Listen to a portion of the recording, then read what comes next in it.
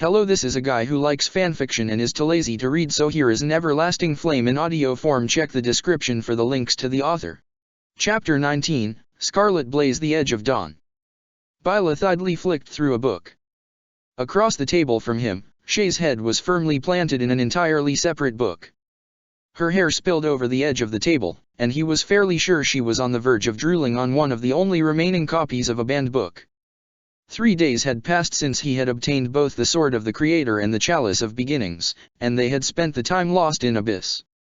Although he wanted to go chase after his father, he knew that he needed more time, more information, before he truly decided what he wanted to do. Rhea had tried to have him sit on the throne and erase his personality to give rise to Suthies, her mother. If she was willing to hide that from him, then she was willing to hide more. He was already worryingly ignorant about the church, and the library beneath Abyss had contained a wealth of knowledge. His eyes moved to Shay as she groaned into her book. "You'll ruin the paper." Shay, without moving her head or responding, pushed the book in front of her. Her head hit the table with a thunk, and his eyes gravitated back down to his book. Shay, the first day they spent in Abyss, she had drunk herself into oblivion and cried herself to sleep silently. She didn't remember how he had to hold her hair back as she vomited into a bucket. The morning after, she had wearily assured him that she was fine, and he silently accepted it. He didn't mention anything about how much she babbled about how she missed Dimitri and Arvel. In a way, he would miss Dimitri too. The man was kind, and a generous employer. He had offered them a consistent and reliable place to stay for a time, and the jobs he had them do were good enough to fill in the blanks of his time. He couldn't understand her grief, but he imagined it would be similar to if he lost his father. There was really nobody else that he could imagine being that close to, however. The only person who truly qualified was Shay herself. She had always been quiet after they left Zara's. The loss of Arvel had left her wounded and lonely, but her heart seemed accustomed to grief at the very least. This likely just sent her over the edge. Shay had recovered, albeit slowly, and he knew that even if they left to follow one of two paths, she would likely feel conflicted and weary regardless of what happened. So, he proposed that they stay in Abyss for a while, under the guise of learning about the church. Of course, it didn't hurt to learn, but he figured he could offer her a small place of respite for a short period of time. Suthies had been proud of him when he told her that plan. She said he was finally learning to listen to the heart of a woman, whatever that meant. "This sucks. I don't get this at all." Shay groaned, and Byleth flicked through a page on the book in front of him. "It's history. What do you not get? There's just so much stuff here. Like, there's random notes from people who didn't even sign them, and there's also books that I can't even see a reason for being banned. Like, there's this book about the Imperial Calendar, yeah, but they banned it for like next to no reason. And Seath was the one to ban them. And then there's this one that looks like it was written in the War of Heroes, for crying out loud." Byleth stared at the page he was on. "Yes, I understand. And that's not even getting into Dash." He tuned her out, staring at the words on the book. They were faded, old and barely legible, but they were intriguing nonetheless. The book he had found was about the relics. He had stumbled across it and thought it to be interesting, so he grabbed it. What worried him was one particular line in the book. When a creststone was removed while its relic was being wielded by __________________________________________________________________________________________________________ all movement in the relic ceased. When the stone was returned, the relic once more __________________________________________________________________________________________________________________ It is beyond question that the creststone supplied their associated relic with power of some kind. The Sword of the Creator reacted to him. It moved with him, and according to the history here, nobody had ever been able to make it move aside from him. He was the first since Nemesis. But, at the same time, it was a hero's relic. It needed a creststone to function, and there was a glaring lack of a stone in the weapon. If that was the case, then why could he use it? Why was Suthies tied to him? "You know what I mean," Shay complained, and Byleth nodded. "Of course. It's rather strange," he responded, not really knowing what was going on or how to actually respond to her. She groaned. "I'm glad you get it too. I was going insane. I mean, the second daughter of the Regan house. And who was that letter even for? It's so frustrating. I can't believe dash. Footsteps echoed through the library, and Byleth turned his attention to the interloper. Familiar light purple hair was the first thing he saw of the other person, and he relaxed. Hey, you two. Glad to see that you're comfortable. Mind if I borrow you two for a little? Yuri asked, an unusually serious expression on his face. Byleth sobered up. What's wrong? Yuri scratched the back of his head, looking unsure.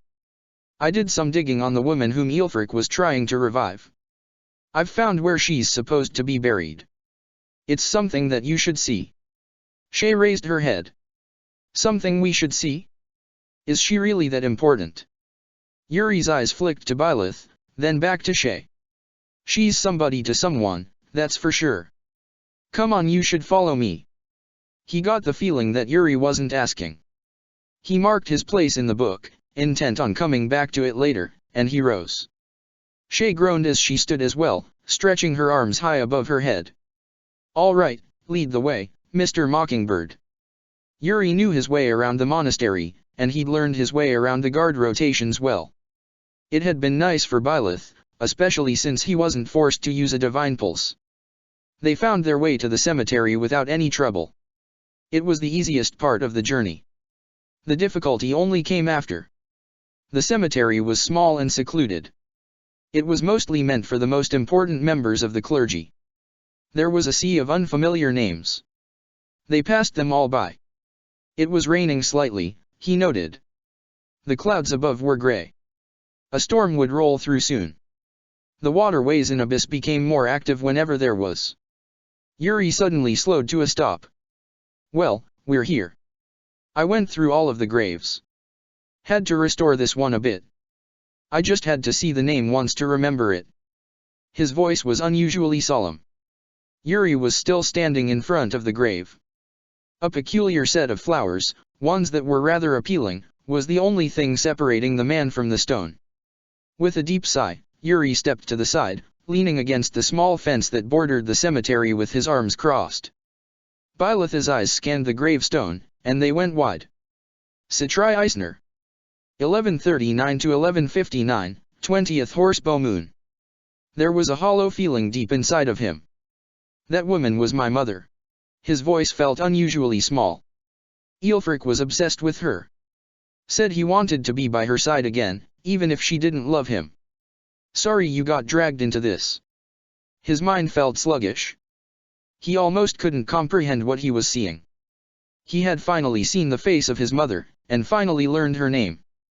He had cut her phantom down, not knowing the magical amalgamation attacking him wore the face of his own kin. What a scumbag, Shay spat. There was a look of genuine fury on her face. Trying to kill people just to have someone who doesn't even love you by your side, he deserved everything that happened to him.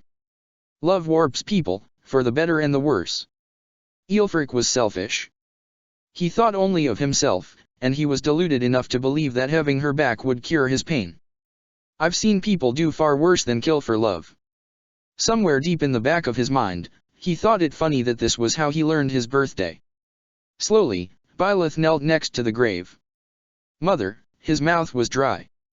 The words he wished to say seemed to escape him at that moment. Years and years of built-up questions, quiet curiosities, all falling flat in the face of that simple, stalwart grave. There was a strangled silence in the graveyard for a long moment, before Shay stood next to his crouched form. It's nice to meet you. My name is Shay. Dumbfounded, Byleth stared up at her. Despite the redness on her face, Shay barreled on, ignoring her own embarrassment. I'm sorry I can't say this to you directly, but thank you for bringing Byleth into this world. We didn't have a good start, but I've gotten to know him well. He's stupid and bullheaded sometimes, and he can come across as rude, but he's still my friend. We've fought together and against each other a lot, but still, I want you to know that he's kind, too. He's grown up well. You don't need to worry about him. Her expression was far from unreadable. Shay was always an open book. She was honest about her own feelings, thoughts, and desires. That was how he knew that she was sincere, that she truly meant the words that she was saying. Stupid and bullheaded, huh? Slowly, quietly, Byleth's mouth quirked up into a smile, and he began to laugh. Above him, Shay sputtered, her face growing an even deeper red. Hey, what's the big idea? I'm trying my best here. He shook his head, still smiling. I'm not making fun of you, I promise. Mother, this is Shay. She's bad at directions, and she can be stupid sometimes, too. But she's reliable and strong. She's probably my first real friend. I gathered a difficult reputation while working with Geralt, with Father. It made it hard to speak to others. Shay, she has a unique way of making her presence known. It's impossible to ignore her. I'm thankful for her. The graveyard was quiet for a long moment. Shay refused to meet his eyes. Slowly, Byleth reached down to the grave and took one of the flowers, staring at it and the way its colors reflected in the light. He pocketed it, breathing in the morning air and exhaling quietly. Yuri seemed to notice the look on his face, because he stood up from his position against the fence. You too good? Come on, then. We should get going. There will probably be people coming through here soon. You don't want to be caught until you're ready, and I certainly don't want them to know that I've been harboring a fugitive. Byleth nodded mutely, and Yuri began leading them back. Their conversations were light as they headed back. Avoiding the wandering patrols was just as easy as before thanks to their combined skills. Byleth's mind was elsewhere, however. His father had said her name before, he remembered. While talking to Rhea. He hadn't thought much of it at the time, just another piece to the larger puzzle that was his father's past. With how tight-lipped Geralt was, it would have been entirely possible that he wouldn't have answered even when pressed. Later, he would always say, when we're away from everything. There was too much he didn't know. There were too many secrets not available to him. Too much rode on those secrets, too many lives and futures hanging in the balance. Citri Eisner was his mother. Her corpse had been perfectly preserved for well over 20 years. Rhea was present at his birth, and tensions were high between her and Geralt at the time. Citri was buried in the monastery, and Geralt left the monastery after a fire. That implied that Byleth was born in the monastery, the hub of the religion that worshipped Suthes, the being currently tied to his soul. Was it possible that Suthes was given to him, somehow? Or were the conditions simply perfect for her to be reborn within him? The questions compounded. His ability to use the sword of the Creator was suddenly called into question. Suthes or no, he shouldn't be able to use a hero's relic without a crest stone. The book he read had said as much, and it was corroborated by what Epimenides claimed. Epimenides had claimed that the sword of the Creator had been made from Suthes herself. The goddess was dead. That was certain. If that was the case, then how did she live within him? Epimenides said that the Agarthans destroyed her body, stole her blood, and carved out her heart. Byleth's heart did not beat, and yet he held a pulse. Why was Epimenides so focused on Suthes' heart? The facts, which he had perhaps been willfully ignorant of before now, were starting to align. Are you all right, my vessel? Suthes. Yes? Please do speak. I understand you are likely rattled. Why does my heart not beat? Silence. For a long, long moment, his head was utterly quiet.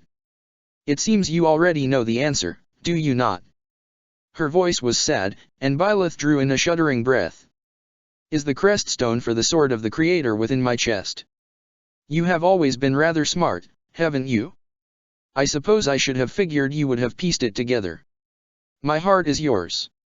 I do not know how it came to be. He felt somewhat numb. That part of him was far from human, then. It was something different, something ascended. Something divine, a sleeping dragon that would awaken when he called upon it. A pulse of power that allowed him to hold the world in his hands. Suthes never would have been able to gain a new body without sacrificing him, he realized. He held her heart, which gave him his crest. The reason for her presence within him was likely that very heart. To move her presence from his body to another sounded impossible without ripping her from him. There were questions. Far, far too many questions. It annoyed him. Not knowing how he came to be, not knowing what Rhea did, not knowing why Suthi's heart was his, not knowing the truth of his own birth. There was only one way to get those answers. And so, after the day had concluded and they were getting prepared to go to sleep in their shared room, he looked to Shay and said, "I'm going after Rhea." Shay looked at him and sighed. "Yeah, I should have expected as much." He tilted his head. "Was I that predictable?" "Well, kinda. Rhea is Siro's, we know that already. You have Suthi's within you, and Siro's was blessed by the goddess. If there's anyone who can give you advice or answers, it would be her. Plus, your dad's going after her, right? If you want to know about your mom, you kinda have to follow." When she put it bluntly, he did sound somewhat predictable. He nodded. "You're correct. There's too much I don't know yet. I want answers." Shay kicked her feet up, reclining on the bed. "Well, I certainly won't stop you. Just don't sell me out, okay? If anyone asks, you never saw me." He blinked, confused. "You're coming with me?" She glanced up at him, bemused. "Look, I'm not exactly the most popular person right now. The church knows I have Agarthan ties now, and dash. So? What d'ya mean, so? You're, like, a superstar to them. If you want to look good, you can't be seen with me. If the church thinks you're siding with the Agarthans, then they won't like it if you try to take control or give them orders. I don't care. You're my friend. I want you by my side." Shay made a strangled noise. It came from the back of her throat, and it was a unique sound from her. "You ever think I don't want to go with you? You're never complained so far." "Yeah, well, this is different. Everything would have been fine if Dimitri was still in charge of the kingdom, but since he's not, there's no one who can vouch for me against the church. Edelgard will probably just cast me out as soon as possible, and dash. I'll vouch for you. Who else could possibly matter? You're impossible sometimes, you know that. You're often dramatic. If I say that you are innocent, then you are innocent. It really isn't that simple, you know." He tilted his head.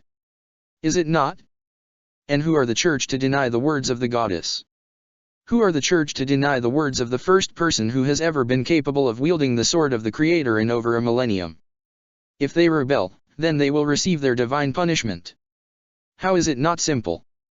Shay looked genuinely shocked to hear him say that, and Suthi's cackled in his mind. "Look, there's really no need for all of that. I'm perfectly content just waiting here in Abyss for you to get back." Byleth stared at her, unimpressed. "Of course there's a need for it. I want you to go with me, so I should make sure it's possible." At that, Shay just looked helpless. "But, why do you even want me with you? Sure, I can fight well, but that's not gonna help you get any answers." "I don't know. Do I need a reason? You're one of the closest allies I have right now. It shouldn't need to go beyond that." All right, fine. You win. I'll go with you. But I am not going to be teleporting us across the continent. I want to take it a bit easier, and if I'm dragging you along in a teleport, it'll probably damn near kill me to bring us that distance, even if I take breaks in between. We're taking horses instead. And do you even know where we're going? Yuri has narrowed it down to Hyrm, or Delia, or Goneril. It's gonna be Hyrm, telling you that right now. Why? Well, because, look, I just know, okay? I could go into it, but for both of our sakes, I'm not going to. She refused to meet his eyes. He stared at her for a long moment, noting how tense she had gotten when he asked. That fool Epimenides must have given her some of her memories. It's the only explanation for why Shay knows as much as she does. Suthi's chimed in, and Byleth found himself agreeing. Understood. We leave at dawn. Can we leave a little later? I want to get some sleep. He just narrowed his eyes. Shay couldn't withstand his glare. Fine. He settled down and prepared to get some sleep himself. It would be a long journey, and they were several days behind. But two people will move far faster than 2,000. They could catch up. If they were going to Hyrm, then they would likely arrive either during the battle or right after. He needed answers. His nature, his father, Rhea, there was so much he needed to learn from so many people. When the sun rose, they would leave for a final battle. But until then, he closed his eyes and allowed sleep to take him. Hey, bye. Byleth paused while saddling up the horse, turning to look at Shay. Her face was unusually serious. He tilted his head. What's the matter? Once this battle is over with, everything will probably be over with, right? His face fell somewhat. They were going after the Agarthans in their home. They were the self-proclaimed enemies of the goddess. They wanted him dead by any means necessary. Most likely, yes. Perhaps there will be more battles to fight, but this will likely bring stability to Fodlan. What are you going to do when everything is over? Travel with my father, likely. There's no grand plan I have for myself. Life will simply go on. Even this battle is just another job that I have to complete, with the reward being peace. Shay sighed, a somewhat pained smile crossing her face. Yeah, I figured you would say something like that. In that case, no better time to do this. Catch. Shay flicked her arm forth, and a small metal object glinted in the morning sun. Byleth's hand darted out and caught it, the warmth of it radiating against his palm. He opened his hand, regarding what she had given him carefully. What is this? It's my Merc whistle. It means a lot to me, so don't go around losing it. And, if you need to, blow into it when you're in a pinch. It'll help you out. Within his head, Suthies made a curious noise. There's a hint of power within this. It's similar to what I did for your book. This is very important to you, isn't it? Byleth asked, stringing the whistle around his neck. It hung comfortably there, a quiet warmth spreading through his chest where it rested. Yeah. It is. It's a keepsake from my mom. Shay's eyes were downcast. Then let me repay the favor. Byleth approached her, reaching into his pockets. She blinked as he approached, looking genuinely surprised. He pulled out a familiar book, and Suthies hissed within his mind. Byleth. I gave that to you so you could use the Divine Pulse in an emergency, not so you can give it away willy-nilly. If she loses that, some brigand can irreversibly change the fate of the world if they get lucky. It'll be fine. The power within can only be strained so far before it needs to replenish. He ignored Suthi's screech as he pressed the tactics primer into Shay's hands. A book? Haven't we had enough of that for the last few days? Byleth gave her a soft smile. This book was a gift from my father. It's got some tips about how to be a good mercenary in it. Shay pouted, shaking the book at him. Are you making fun of me? I wasn't half bad as a mercenary myself. I'll hit you with this. Suthies groaned at the threat of a now divine object being used as a blunt weapon. Byleth just shook his head. When you need it, pour your magic into it. It's not a tome, but it'll still grant you power. Everything about what Suthies and I can do will be made clear when you do. Her eyes widened. Oh. It's special like that, huh? Well, I'll accept it. It's a good gift. She gave him a wide, earnest smile, and he found it easy to return. The two of them finished their preparations quietly, and before the sun rose too high in the sky, they set out. The road was quiet, and Byleth had much time to think. Shay, she had shown him friendship. Originally, he had been all alone. People had only chosen to look at him with dread and fear, and he saw no reason to dissuade them. His life had been ruled by money, because money was necessary for running Geralt's mercenaries. It was strange, now, thinking about the idea of fighting for something so simple. It was likely that he would continue to do so, but recently, he had been fighting for something more personal. Fighting to answer the questions of his past, fighting to gain more power to protect the ones he loved. And now, fighting alongside a trusted companion. It wouldn't be an exaggeration to say that she had shown him a future where he could fight for what he believed in alongside a comrade in arms, alongside someone whom he trusted completely. There was nobody he would rather have his back than her, and nobody he would rather finish this fight with. The coalition had blazed their way south with a fervor never before seen. The kingdom armies had fought with an almost lethargic viciousness. It seems that they were taking out their anger and grief from the loss of their fallen king on the empire. If Edelgard managed to inflame them more, she imagined they would start pillaging without care. The Federation forces seemed reserved and quiet. They were fighting carefully, but tensions were high between them and both the Kingdom and Strike Force members. It seemed as though the absence of their leader made them feel somewhat vulnerable. The Strike Force was unwilling to fight with as much strength, considering it was their own people they were facing. Still, they called for surrender before every battle, and 9 times out of 10, they had surrendered. There was still 1 out of 10, however, which meant a grueling battle awaited them every other territory. Luckily, taking Garreg Mach meant that they could very effectively cut off the Empire's supply chains and cut off reinforcements incredibly easily. If nothing else, the march south was going to be the easy part. What came after would be the hard part. Having commanders like Count Bergliez and Jaritsa on their side meant that most fortresses would not be able to withstand a full frontal assault. The Agarthans were also strangely not reinforcing most key points as well as they needed to. It sent a shiver of warning down Edelgard's spine when she realized that, and she began to wonder if she should have brought Hubert along after all. It was to the point that she willingly sent Count Bergliez back to his home territory in anticipation of an assault. But, staring at the imperial capital of Inver in the distance, she felt as though her campaign was going well enough. It had taken them roughly half a moon to get to this point. It had been around a full moon since they took Garreg Mach back. At the rate they were going, the Knights of Syros should be arriving at the Agarthans' home base within the next few days. Hubert had kept her as up-to-date on the movements of the Knights as possible. They were almost to Hyrm. If she managed to take Inver quickly, then she could loop around back to Hyrm and make her way to Rhea during the chaos. The timing was tricky, but she could pull it off. She had pulled off far more difficult endeavors, after all. And if she took advantage of warps, she could cut the travel time down significantly, although she wasn't personally skilled in using them.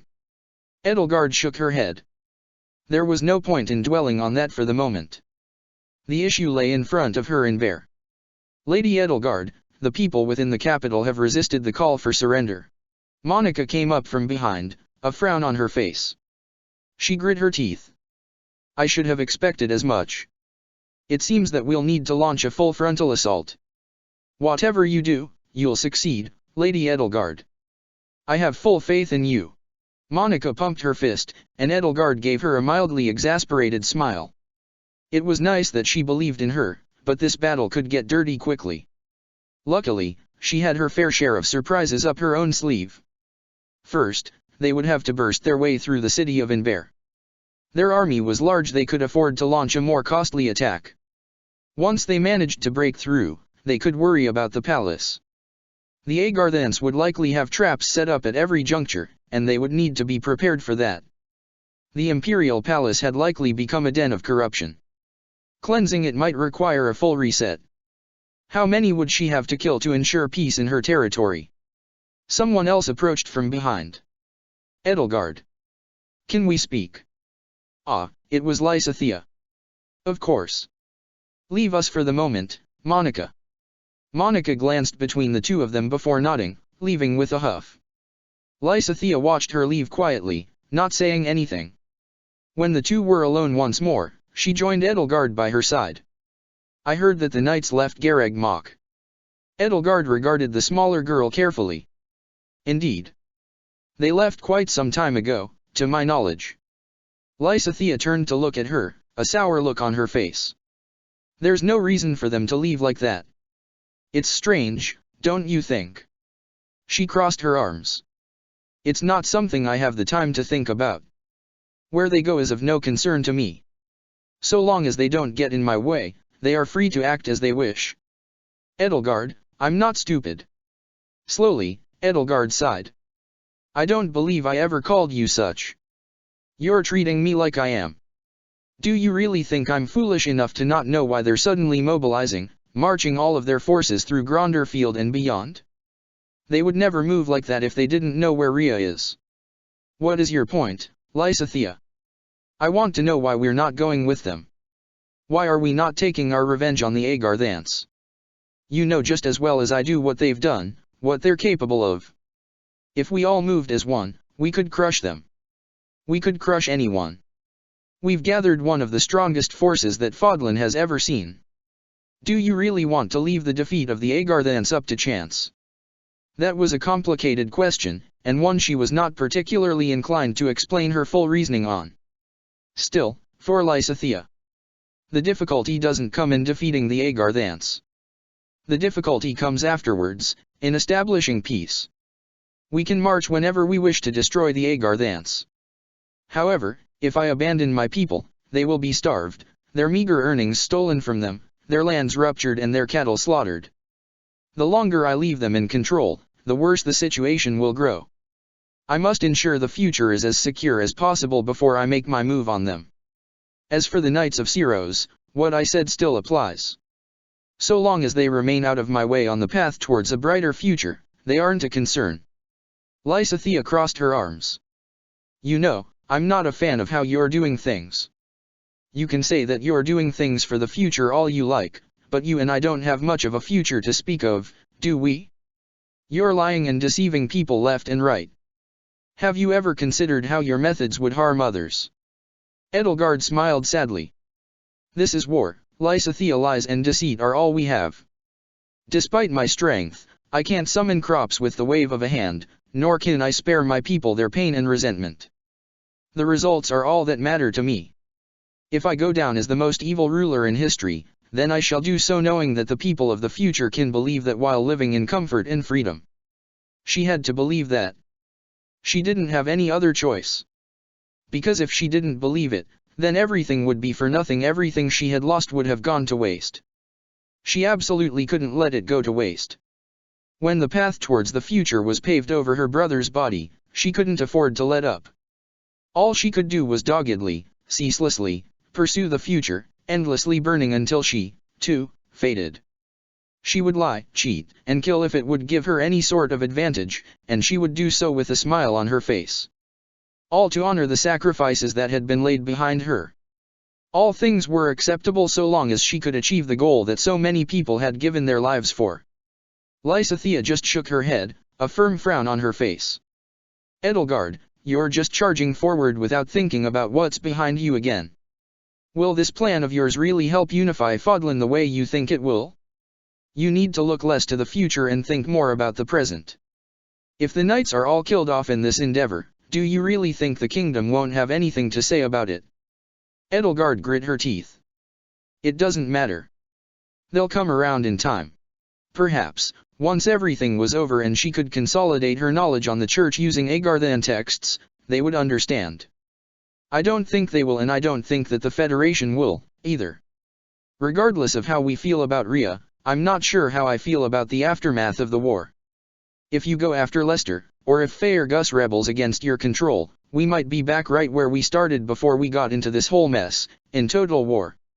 And, to put it frankly, I don't have time for that. If you can't figure out a way to solve this peacefully on both sides, I'll make sure that I'm far from the biggest problem you'll face, and I don't think you'll be able to stop what comes after that. With that ominous warning, Lysithea turned on her heels and stalked away, her diminutive form still managing to strike a harsh impression. Edelgard just sighed. Lysithea was one of the last people she wanted to leave a poor impression on. It was getting more and more difficult to sway people to her side and keep them there, and Lysithea was one of the few whom she intrinsically trusted. The other girl had experienced the same pain, the same trauma that Edelgard did. It only made sense that she should trust her. Not only that, but her incredible talent in magic would be an amazing boon to her even after the war was over. But, even beyond Lysithea's skills, Edelgard merely wanted to be her friend. She didn't want the talk of their future, their ideals, to be what separated them. When it came to such a world-shattering change, however, it was untenable to imagine such a thing. Such a future would be upon them soon. She couldn't avoid thinking about it. A new dawn would soon rise over Fodlan. In a week's time, everything about the world would likely be drastically different. Who ruled what, which cultures would thrive and which would inevitably falter? It was her choices, her will, which had driven that possibility towards realization. By tomorrow, Inber would be theirs. She would be Queen Edelgard of Faerghus and Emperor Edelgard of Adrestia. From there, if she wanted to unify Fodlan, Lester would have to be hers. By all rights, she did not want to fight Claude. To an extent, she never wanted to fight at all. However, force was the only way to bring about her ideals. Fodlan would obviously not bend to her knee without resistance. If there were a peaceful outcome, she would quickly and easily take it, regardless of the personal cost, so long as it fulfilled her dreams. Hopefully, Claude would be amenable to such an outcome. If not, she would be forced to lay him low. With her empire back in her hands and Faerghus hers by their previous king's will, she could crush Leicester without a second look. But a land ravaged by war wouldn't accept her quickly. If she could simply find a way to prevent Claude from being a thorn in her side while also seizing the last bastions of Fodlan, she could enact her brighter future. Another person walked to her side. She glanced up at Juritzau. "What news do you have?" Juritzau spoke with his usual drawl. "Holst has not responded from Fodlan's throat. His forces will not be able to aid you." "Aid us, Juritzau," she stressed. "I am here to keep Mercedes safe. I will kill for you and for her. No one else." She let out a frustrated sigh. "I see. Thank you nonetheless." Juritzau bowed slightly and departed quickly. She watched him go, her eyes narrowing at his back. Juritzau was someone who would have been a problem after the war. Without an enemy to point him at, he was a wandering sword liable to cut anything he came into contact with. His connection to Mercedes was likely the only thing keeping him anchored to this world. Thus, it was imperative that they stick close together, if only for her own sanity. However, his words, "no Holst to aid them in this battle," might make things more difficult. Their forces were still large. A vast number of her people had joined the strike force, and their commanders were strong and varied. While there were a few left at the monastery, there were plenty here to launch an assault. The issue was that the Agarthans always had something up their sleeve. Holst's lack of response may have been directly correlated to that. She suspected it was no coincidence that they were making their move now. If Hubert could locate their location now, it was likely because they were either growing panicked or they were fully prepared. Whatever the result was, it meant that she had to move quickly. If she were unprepared, they would capitalize on that immediately. If the inverse were true, she would respond by crushing them overwhelmingly. This would all end soon. That, she must make sure of. The assault on Inver began with a final call for surrender. It echoed throughout the whole city. Inver, with its barricaded houses and burgeoned walls, was wary and quiet. Edelgard breathed in slowly, her thoughts measured, as time ticked by. It wasn't safe for her people to leave their walls. Simply staying in their houses would suffice. Eventually, 5 minutes passed, and she lifted Amber. Her voice swept over the gathered forces, loud and swelling. "Black Eagle Strike Force. Faerghus. Leicester. All of us have gathered today because we have a dream, a hope for the future. We believe that the future can be brighter, that it can be better. For too long have we been burgeoned by our enemy in the shadows. We've all come this far, fighting for a common purpose, for one common dream. Regardless of where you hail from, the men and women by your side are your brothers and sisters who will stay by your side until the end. We've come this far, and we can't afford to lose face at the very end. Today we fight so that tomorrow we may be free. Charge." When she raised her axe, an uproarious cheer accompanied it, and as one, the united coalition of Fodlan rushed for Inver's walls. They were met with resistance, obviously. Inver was built with both a siege and commerce in mind, and the former was currently being displayed with flying colors. She was almost impressed by her own people's defenses. Magic and catapults were hailing down upon them from afar, every manner of disruption possible being sent their way. Unfortunately for them, Edelgard had long since concocted ways around such an inevitability. Their large number of mages were being put to good use. With all of their might combined, it would be difficult to not find a solution. From the back, their chanting grew louder and louder, and before the armed forces, a massive ward formed. The magic fizzled out immediately after contact, predictably. A ward could never stop something that was real and tangible, however. The catapults and ballista still went through. She wasn't out of options yet, however. "Sylvain!" she called out. The Dark Knight galloped to her side. "On it!" "We're already over here." With a glance, she could see a covered wagon pass through the ward. She smirked when she saw the cover lift. Underneath it was a massive fire orb, something of Sylvain's own creation. It had more firepower than many other creations of the same type. However, most importantly, it was mobile and with a proper mage, that made it far, far more terrifying than any catapult. With Lysithea behind said orb, it could easily turn the tide in this battle. "You may fire when ready," Edelgard ordered, raising her shield to block a barrage of arrows. From behind, their own catapults launched towards the walls, some bouncing off harmlessly, some overshooting and landing in the city, but some hitting the sweet spot atop the walls. She gave a silent cheer when she saw some of Inver's ballista being hit. And then, there was a rush of air, something palpable, enough to turn heads. She turned to the fire orb, her eyes wide. She had expected it to be powerful, but what was occurring on that wagon was far more than anything she could have asked for. A ball of fire with brightness practically equivalent to the sun was formed above it, Lysithea panting and sweating beneath. She pushed it forth, and that ball descended upon the walls of Inver. There was no dodging an attack of that size.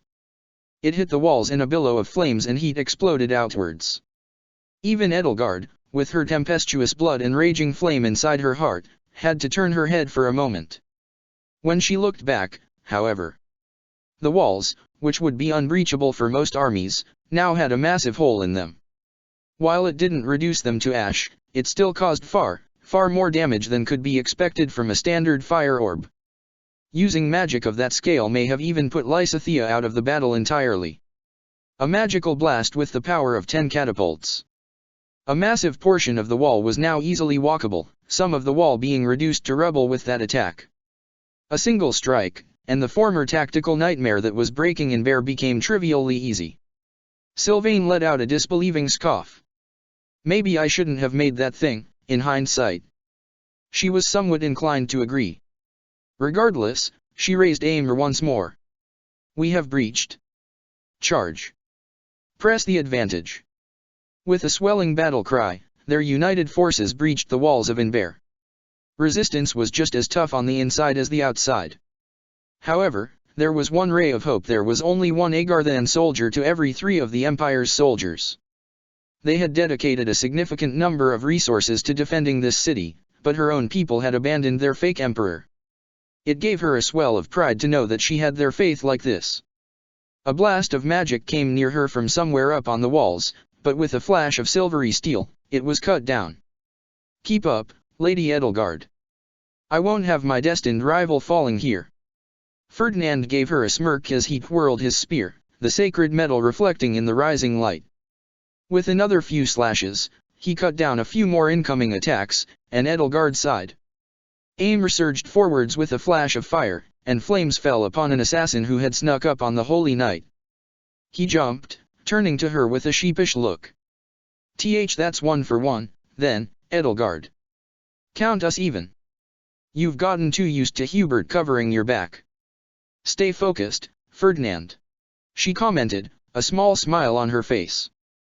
Unfortunately, their progress would soon be slowed. There was a second choke point deep within the city. With time, although they had managed to cross the river, clear the alleyways, and claim the main square with relative ease, it seems that the Agarthans planned for such an eventuality. Their forces had holed up deep within, and what were practically battalions of barely trained flying units poured over the walls to pester her soldiers. While she wasn't too concerned about such an outcome, she was concerned about one thing: keeping her people alive. She was already somewhat wary of the prospect of holding the city in case something bad happened, what with the large hole in the side of it now. If she depleted her own forces, it would make the coming fight against the Agarthans that much harder, should the knights fail. Just as she pondered how to breach the wall of soldiers blocking their path, something truly unexpected happened.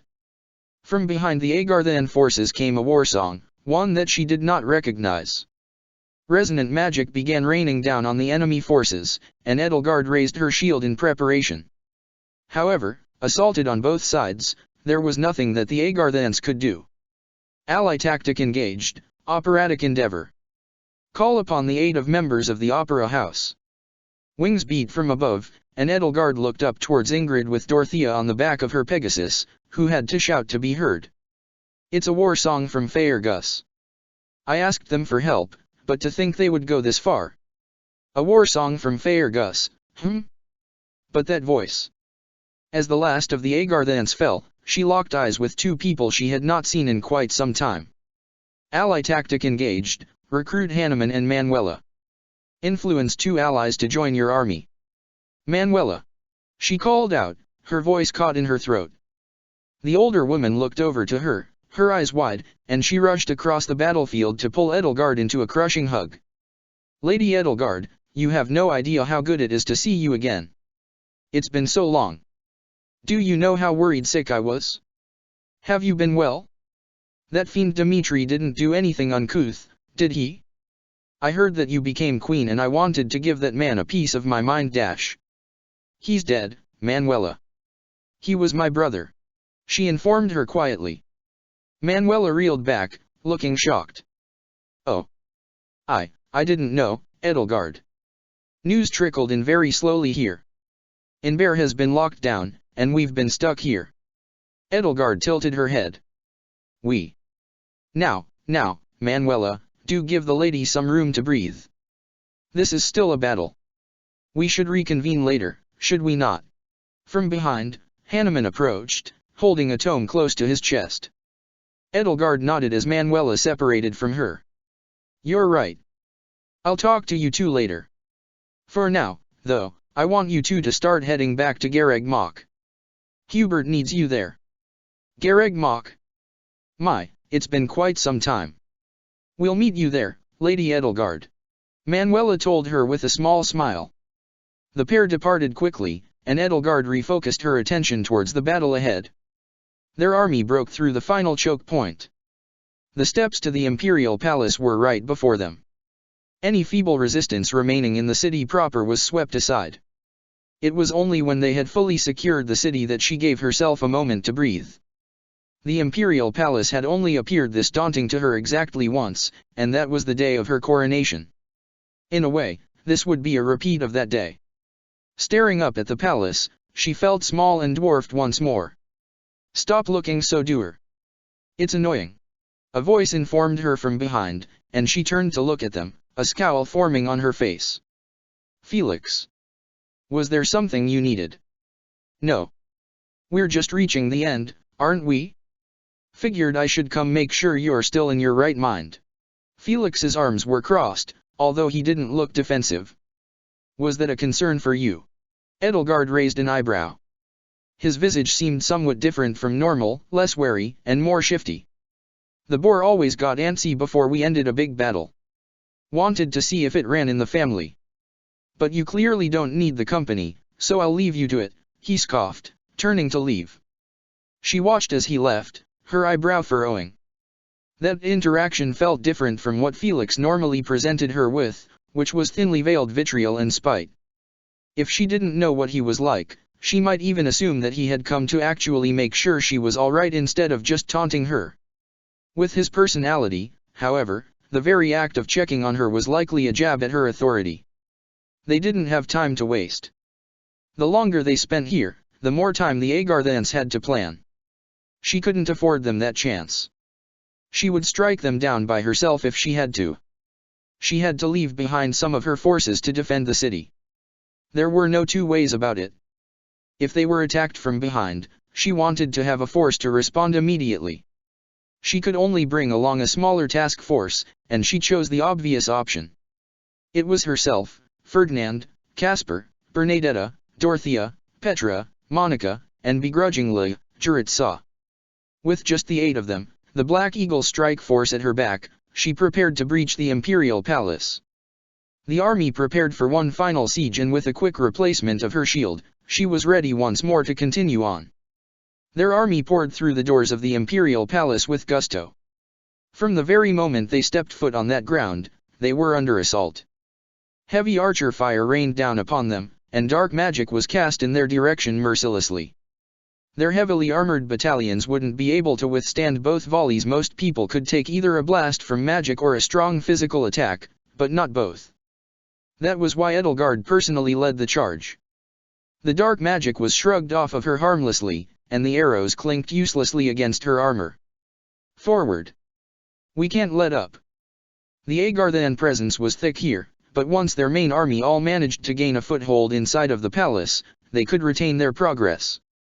As one, they pushed forth. Ferdinand! Bring Petra and Juritzau south. Cut them off in the gardens.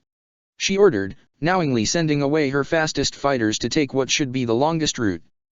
The man shouted his affirmative, leading them away.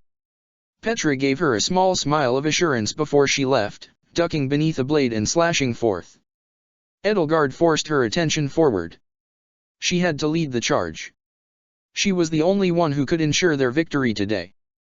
No matter what they threw at her, she could survive it. A meteor blazed down from above, Dorothea clearing the way into the first stronghold. Edelgard broke through with a blaze of flame, Aimr twirling in her hands and creating a devastating tornado of fire. Agarthans screamed in pain at the sheer heat of the attack. Dark magic pelted her back, and she growled as she turned, hurling her axe into the chest of the offending mage. He collapsed, falling to the ground. As another soldier approached, this one a war master, she whirled her shield on him and slammed it bodily into him. He went down and stayed that way. Caspar raced in behind her, Jarngriper dashing out and putting down the captain of the stronghold. Edelgard retrieved Aimr as he did so, the axe flaring in response. She glanced towards the side entrance to the throne room. Locked, unfortunately. They would have to take the long way around. The fact sent a spike of fear through her. If Ferdinand tried to hold his position, they may be overwhelmed.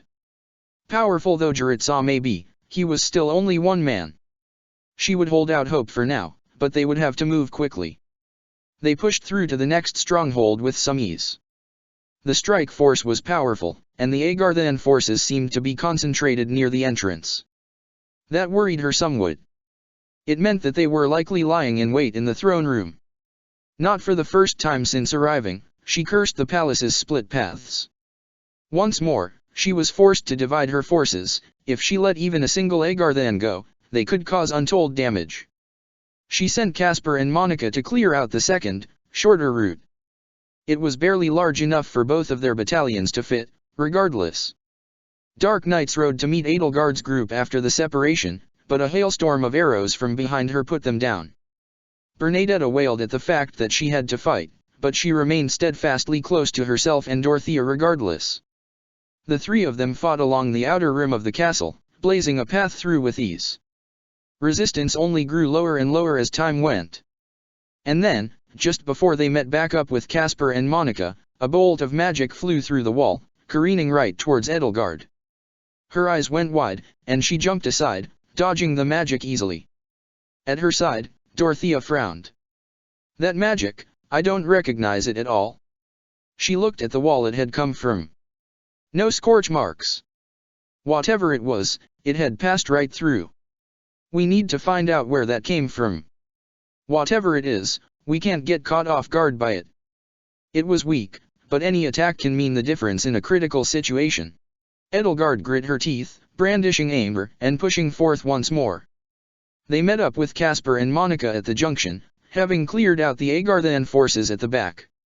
The two looked somewhat weary. There was a burn mark on Caspar's armor, and a thin line of blood trailed down Monica's cheek. Dorothea cast a quick healing spell, and the five continued forth.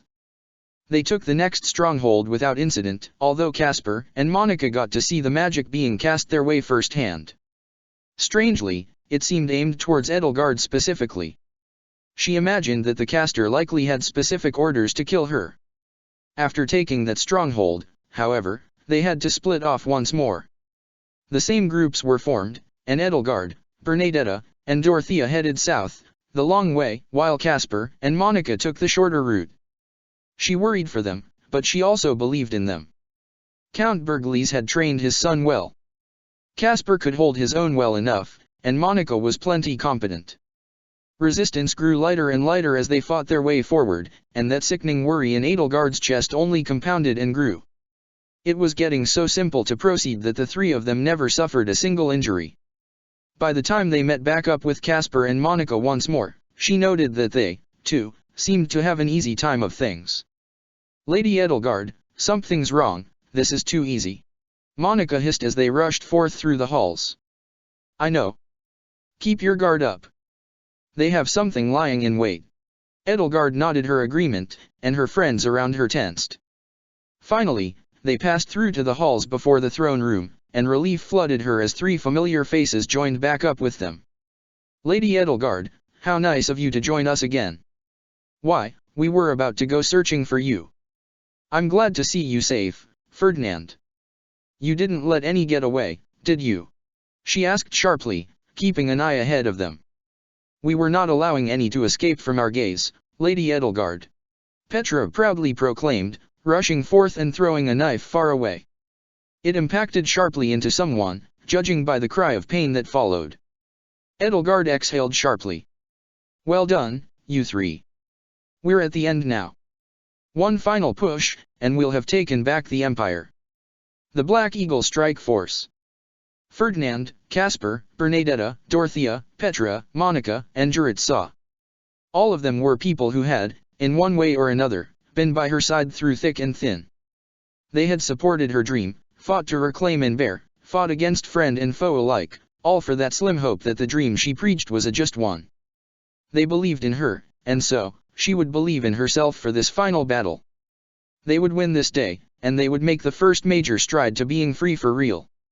The group moved on, and as one, they pushed through to the open room before them. The Agarthans seemed to have assembled the best of their forces here. Demonic beasts to their left and right, mages ahead with bolting and meteor crackling at their fingertips, war masters and tricksters to their front. All would fall to the might of the strike force. Edelgard moved with fury and glee unbridled. Aymr seemed to react to the strength of her emotions. Her axe swung with strength untold, the flames erupting forth, clearing a path forwards. Magic came casting down towards them, and she grit her teeth. Her immunity to it was conditional. While most magic would fizzle out against her armor, fully realized magic would still hit her harshly. Juritsa, however, rode to the front, taking the magical strikes easily. Petra dashed forwards, cutting down one of the remaining war masters who had dodged Edelgard's attack, throwing a knife towards another that was approaching.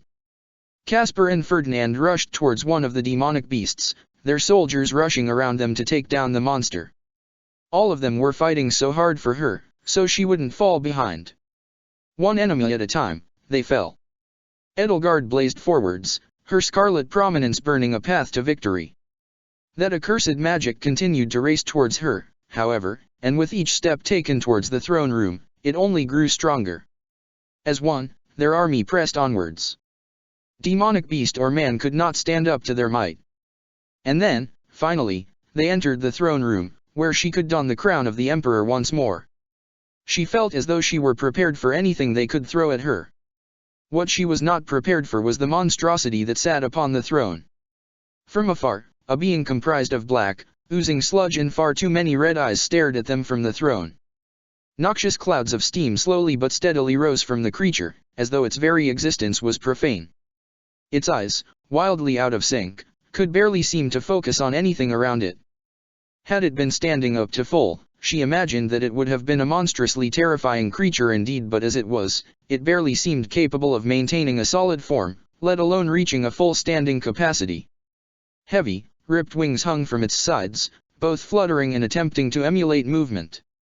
Eyes laid within those as well, although their functionality was immediately called into question.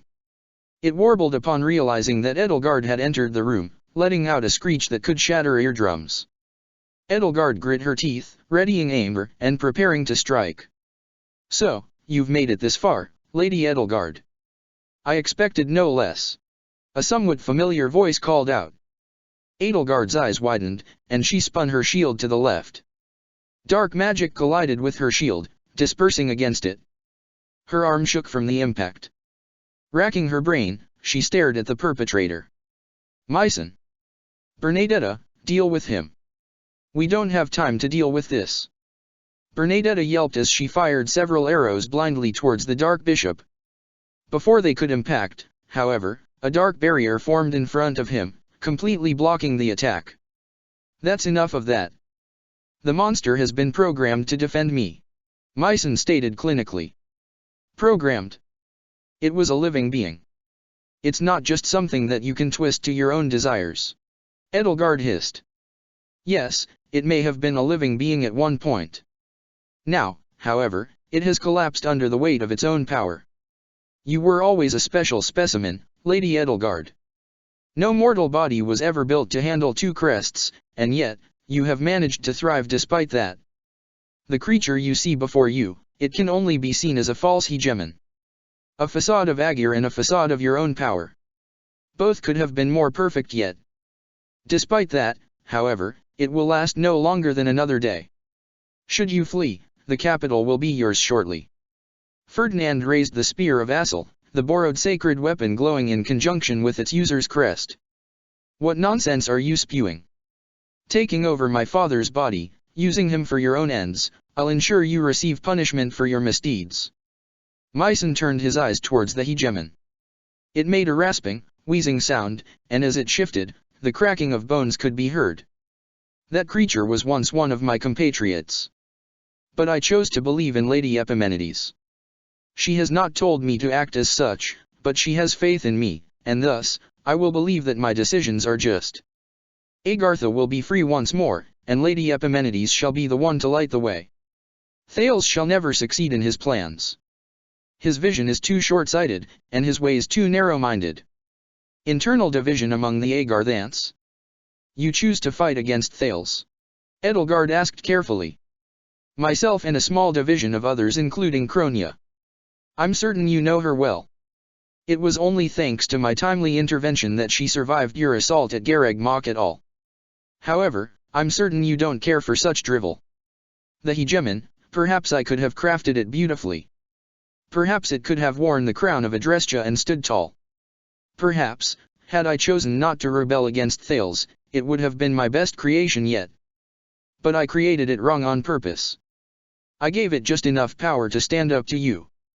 Did just enough to justify myself to Thales if necessary, did little enough to satisfy Lady Epimenides. You should all survive this day. To his credit, Mycen certainly did not look pleased about that fact. The words he was saying perfectly crafted him as the antithesis to everything she believed in.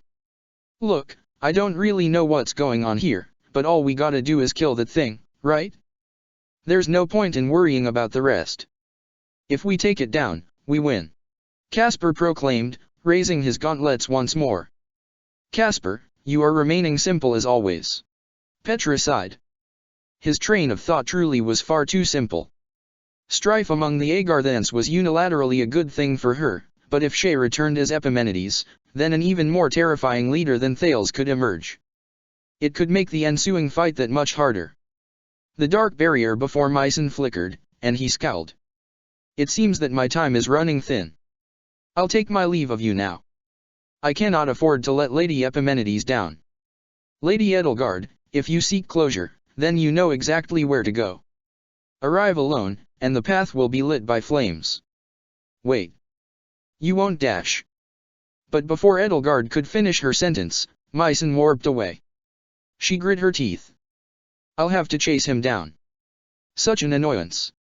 I can't afford to let one of those rats slip from my gaze, or else they'll cause unknown havoc. The creature on the throne warbled and let out a wheezing breath before seemingly realizing that it was alone.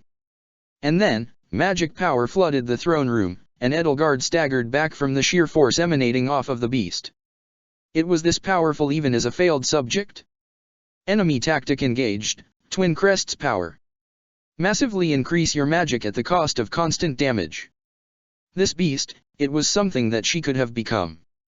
Those twin crests within her blood, entwined tightly, could easily have turned her into this monstrosity. The hegemon was powerful. Overwhelmingly so. If she were turned into a beast like it, then could she have put down anything in her way? Could she have defeated Rhea, even as the Immaculate One? Could she have been stopped by anybody? If she were driven into a corner of her own making, then would she be able to stop, hold back her blade from destroying the ones she loved? Would there be any life left within her strained body to find out? There was no way to know, and there would be no future where she found out. She wouldn't let all that she had sacrificed go to waste, not when she personally buried that knife herself. She spoke quietly as the hegemon thrashed about, trying to rise. Ferdinand. This is the last reminder that you'll ever have of your father. They've dressed up his corpse nicely. If we fight this, it's likely that you'll have to kill him once more. Knowing that, are you still with me? For a long moment, the man atop the horse was quiet, watching the hegemon as well. I took responsibility for the sins of my father before. This thing is far from the man he was, and he wasn't much of a good man at all to begin with. I have no reservations, Lady Edelgard. She closed her eyes for a moment. All right. That's good to hear. Black Eagle Strike Force, move out. This was far from the first time they had ever fought a large demonic beast before. The scale of this opponent, however, was not something they had even remotely tackled. This was the final obstacle. Edelgard's heart pounded heavy in her chest, the blood roaring in her ears as she leapt towards the hegemon, aim at the ready. All she had to do was win. If she won, there was a future for them all yet. If she killed this final foe, Adrestia would be hers once more. The Black Eagle Strike Force fell into familiar formations. The throne didn't leave much room to maneuver, the platform before it small, barely wide enough to fit 3 of their commanders, considering the battalions at their backs. Ferdinand and Juritzau joined her at the top, facing the hegemon directly, and in the shadows, Petra waited for a chance to strike. At the base, Caspar stood as a vanguard, cautiously watching, always carefully waiting for a chance to help or swoop in if one of them took damage. The rest pestered the hegemon from afar. Aim connected with the flesh of the hegemon, and 6 eyes flashed to her. Flame ensconced her form as the relic dug deep into its flesh, splitting through with incredible, unprecedented ease. The hegemon roared, and every eye that faced her glowed with unnatural power. Her body moved unnaturally quickly as she disengaged and raised her shield. Just in time, too, because the energy that built up within the hegemon was released, laser-quick bolts of magic firing towards her and slamming into the shield. She staggered back from the force of the blow, and Ferdinand strode in front of her as naturally as he breathed, capitalizing on the damage she had dealt. The spear of Assel dealt just as much, if not more, damage to the hegemon as Aimer. Black ichor seeped from its wounds, and the hegemon turned to regard them fully. Every single eye on the hegemon bugged out, facing the heavens, and a deep, ancient magic filled the throne room. This is Dash. Back off. Now. Edelgard ordered. Without wasting any time, she stepped on the edge of the platform and jumped from it, rolling onto the ground harshly. Her side stung from the force of the landing, and Dorothea helped her to her feet just as the hegemon's magic coalesced. Enemy tactic engaged, Divine Rupture. Consume part of your body to access the power of Zaris. Double your magic.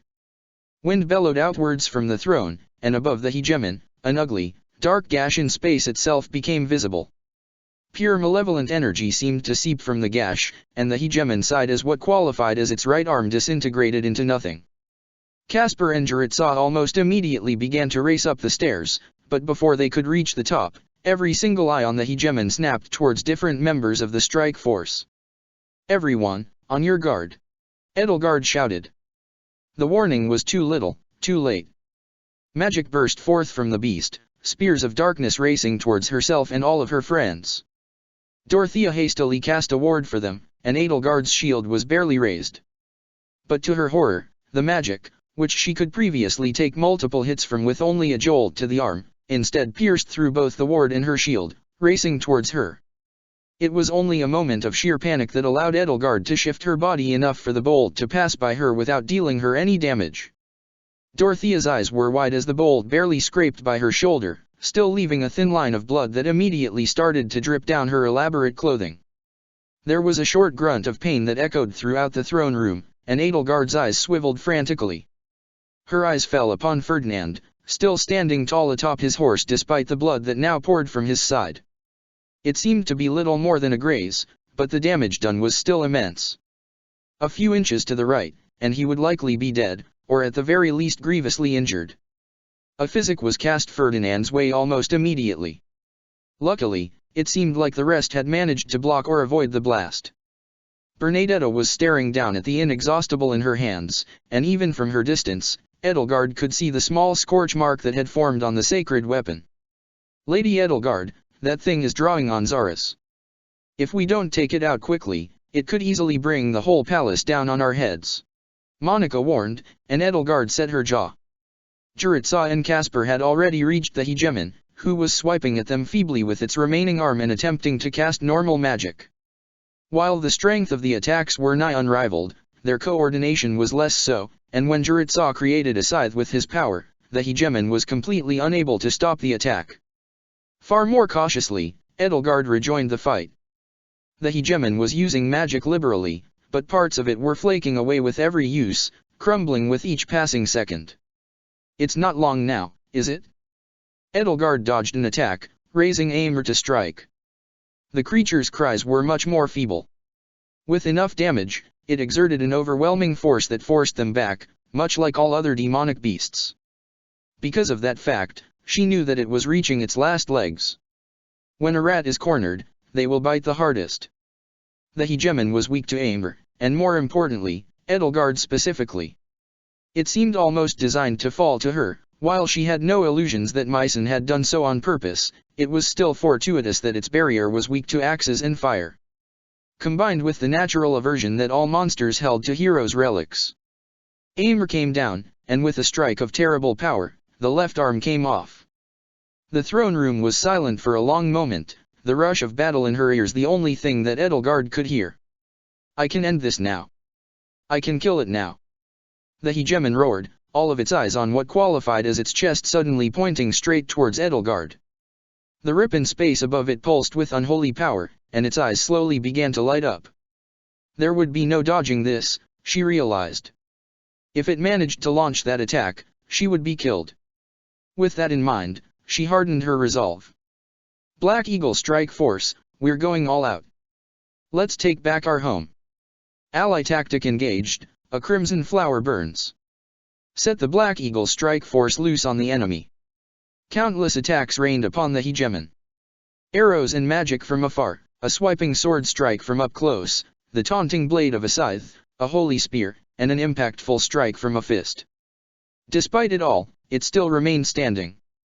Despite everything, despite its rapidly crumbling form, it seemed determined to kill her. Body alight with a scarlet prominence, Edelgard raised Eimr. One final attack. Let's go, Eimr. Raging storm. The hero's relic seemed to react to her will gleefully, drawing her energy into it. With a burst of hellfire, the axe thrust outwards, and the hegemon was engulfed in a raging inferno the likes of which the world had never seen. When the dust cleared, the hegemon's already decaying body was fading away to nothing. Dark flakes fluttered to the wind like a wilting flower, and Edelgard panted, the exertion of the fight meshing poorly with the exhilaration of the situation. She felt exhausted, but never before had she felt so alive. Finally, the hegemon crumbled, leaving behind only the mangled corpse of an Agarthan. One she had never met, one she would never have liked to. Both arms were missing. The rip in space that led to Zara's closed shut, its power source now perished. As the hegemon crumbled fully, something clattered across the ground, landing in front of her feet. Slowly, Edelgard knelt down and picked it up. Holding the crown of Adrestia in her hands once more was intensely comforting, and as she affixed it to her head, it felt as though everything was once more right in this world. Edelgard turned to look over the platform, staring down at the swaths of people who had helped her along the way. Her friends, her citizens, her soldiers. They had all done it together. It would have been impossible without them. A warmth filled her heart, something indescribable and yet incredibly dear to her. With an absurdly wide grin cracking on her face and sweat pouring down her brow, Edelgard raised Eimr high in victory. We have retaken Adrestia. A resounding cheer met her words, and, if only for just a moment, Edelgard allowed herself to bask in victory. Cleanup began within hours. The walls needed to be repaired. While the improvised magical device that Sylvain had brought to them was effective, it had also been used against a location that they perhaps did not want to be breached so readily. A hasty defense was quickly constructed in case the Agarthans decided to launch an attack, and it was then expounded upon. Any houses damaged in the attack would also be repaired in time, the money coming straight from Adrestia's coffers. The soldiers were already chattering excitedly. For them, taking Adrestia meant that the war would be over soon. Many of them were excited that they wouldn't have to fight their fellow countrymen anymore.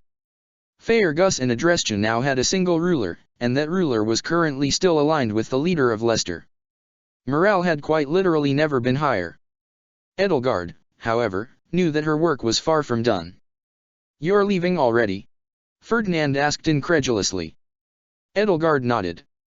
"I have no choice. I need to follow up on what that man dash." "Why, your majesty?" A voice echoed throughout the throne room, and Edelgard jumped. A squire stumbled his way into the throne room, her eyes wide and her body clearly exhausted. She turned to regard the woman more clearly. "You work under Duke Goneril, don't you? Lord Holst has called to ask for aid. There's an army. An army is heading towards Garreg Mach." Edelgard's blood ran cold. "An army? Whose?" The squire pulled herself to full height, still panting. "They fly the banner of the Crest of Flames. Your Majesty, Lord Holst sent me ahead. He couldn't stop them. They came from the mountains near Hyrm and haven't stopped since. The enemy is terrifyingly powerful, and all of their commanders wield heroes' relics."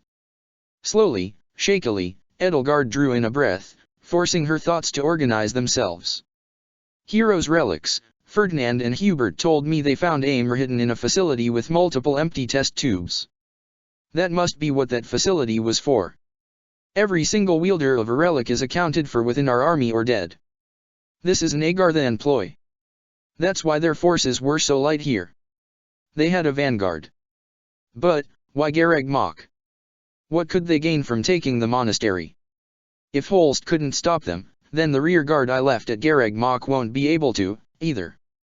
Our forces are gathered here, not spread throughout the Empire.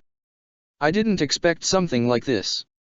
The only bright side of this situation is that the Knights of Syros will likely be able to take Shamhala without difficulty if this is their final gambit. If they ride fast enough, our army might be able to intercept them before they arrive at the monastery. That's the only hope we have. Whatever their plans are, we have to intercept them, even if it's a trap. But, at the same time, if you seek closure, then you know exactly where to go. Arrive alone, and the path shall be lit by flames." Those were Myson's exact words. I can only assume he meant for me to go to Shamhala, and the path being lit by flames can only refer to my crest.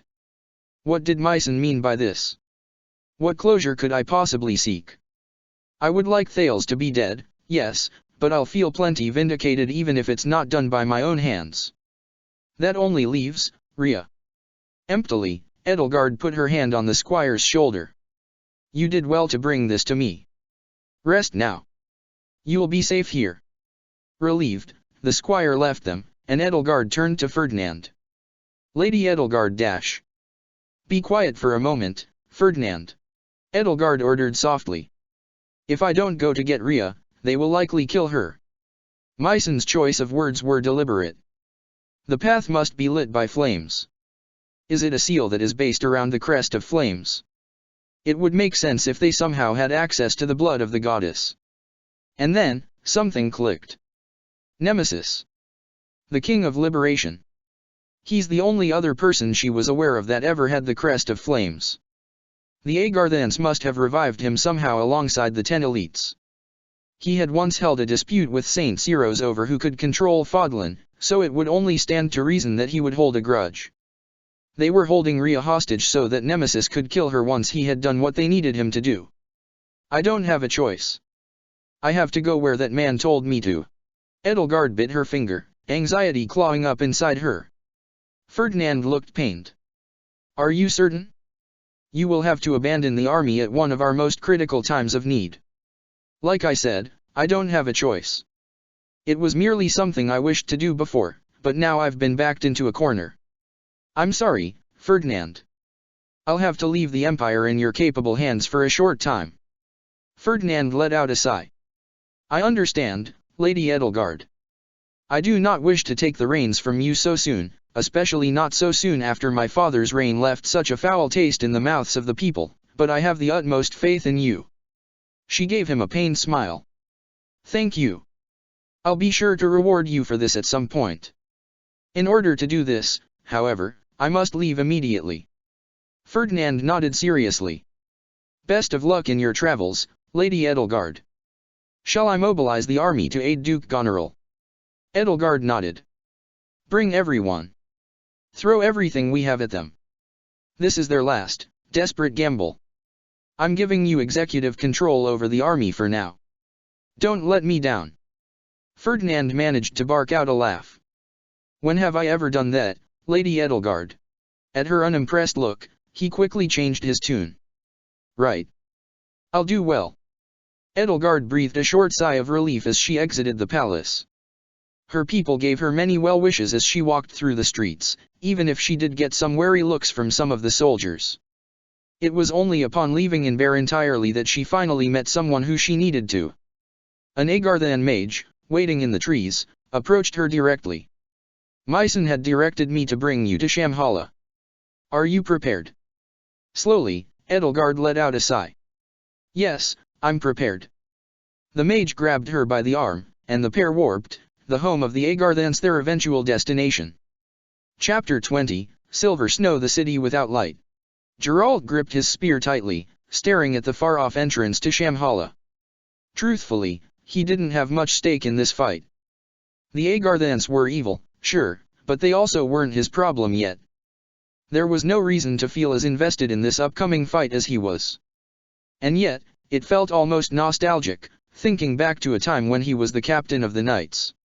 This new batch was a lot weaker than what he was used to working with. It felt more like a conscripted army than an elite group of soldiers. Given the situation, it made sense that they wanted to pad their numbers, but sheesh, it seemed like some of them just joined to wear the armor and the title. It was weird seeing the new recruits joke around with each other while the upper echelon were stone-faced. Are you prepared, Captain Geralt? Geralt let out a sigh, turning around. Ready as I can be, Seath. Not too sure about these recruits, but there's only so much you can do. You got a plan for this, or am I gonna be working on the fly like always? Seath gave him a small smile. We are in enemy territory. As much as I would like to formulate a strong plan of attack, the enemy's capabilities and the terrain we fight them on are both largely unknown. So far, all we have found is that there are 2 entrances to their base. We will split off into 2 groups and attempt to take them out in one fell swoop. Resistance will likely be fierce. You ought to be prepared for a harsh fight. He cocked his head. Well, it's far from the worst introduction to a fight I've ever heard, even if I don't like it. Who's with who? I will lead one group, and I fear that I must ask you to lead another. While I have the time, I'll give you a basic rundown of our commanders. Catherine is one of our strongest fighters. She uses the hero's relic Thunderbrand, which grants her incredible speed and strength on top of her naturally impressive physique. She's hot-headed, however, which pairs her incredibly well with Shamir, her partner. They fight together often. Shamir is a down-to-earth sniper with good sensibility, capable of reeling Catherine back into line easily. Geralt nodded. Got it. Not my first time dealing with people who shouldn't be separated. Seath agreed, continuing, then, there's the matter of Cyril. He's very young, barely 17, but his muscle mass doesn't show it. He's a wyvern lord and a tenacious young lad. He won't disappoint, and can work well under pressure, following orders with ease. Aside from him, there's Gilbert. He's a much slower fighter, but as a previous knight for Faerghus royal family, he knows his way around a battlefield. His wisdom is something to be admired. As a great knight, he's best as a frontline contender. Our last notable knight used to be Eloise, but I am sure that he needs no introduction to you. No mages? Geralt asked roughly. He was never one to rely on magic. Too complicated for him. Still, though, he could see the havoc they could wreak if given free rein.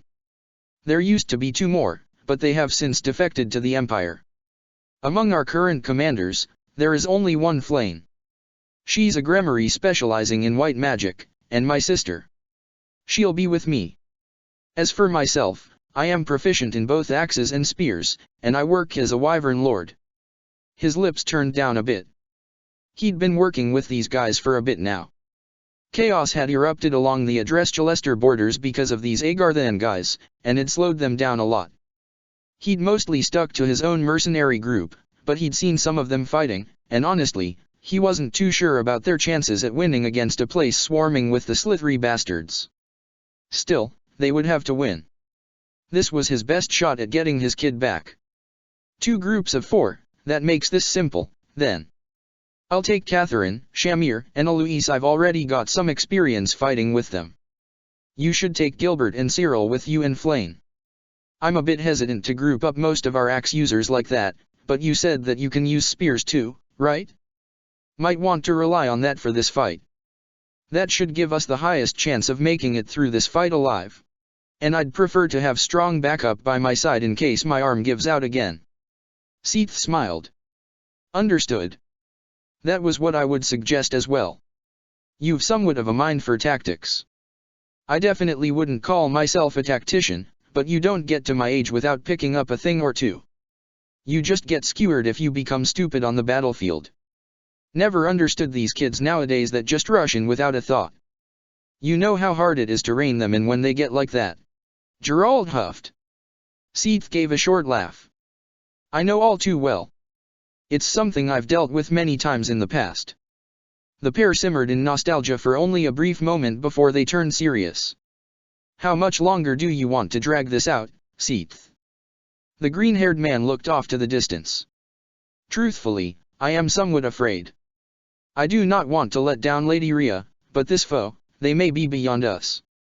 If I am not careful, if my strategies are not perfect, we will fail. Even with your help. Gerald looked out to the same distance that Seath faced. I'm not gonna say something cheesy like, I fully believe in you, or, have more faith in yourself, or something like that. It's just not like me. You're a grown man, and you know full well that these things would fall flat coming from me. But you've done this before, and you'll probably do it again in the future. You were always a pain in the neck when you led the kingdom against us, so you better not mess up here when it actually matters. Yes, I suppose those words do sound somewhat strange coming from you, don't they? Thank you. I believe what you've told me has helped calm my nerves more than anything else I've heard so far. Seath's voice was noticeably less on edge now. Hey, don't get too relaxed, here. I need you to be awake and alert for this. We're gonna win today. These bastards won't know what hit em. Gerald gave him a wolfish grin, and Seath returned it in kind. Indeed. The Agarthans were aware of what was hitting them. Gerald grit his teeth as he barely dodged a dark magical blast. From behind, an arrow whizzed past and slammed into the mage who had fired it, but one more approached to take their place. The battle had only barely started, and they were struggling to find their footing. The first 10 minutes of engagement were the most important, he would say.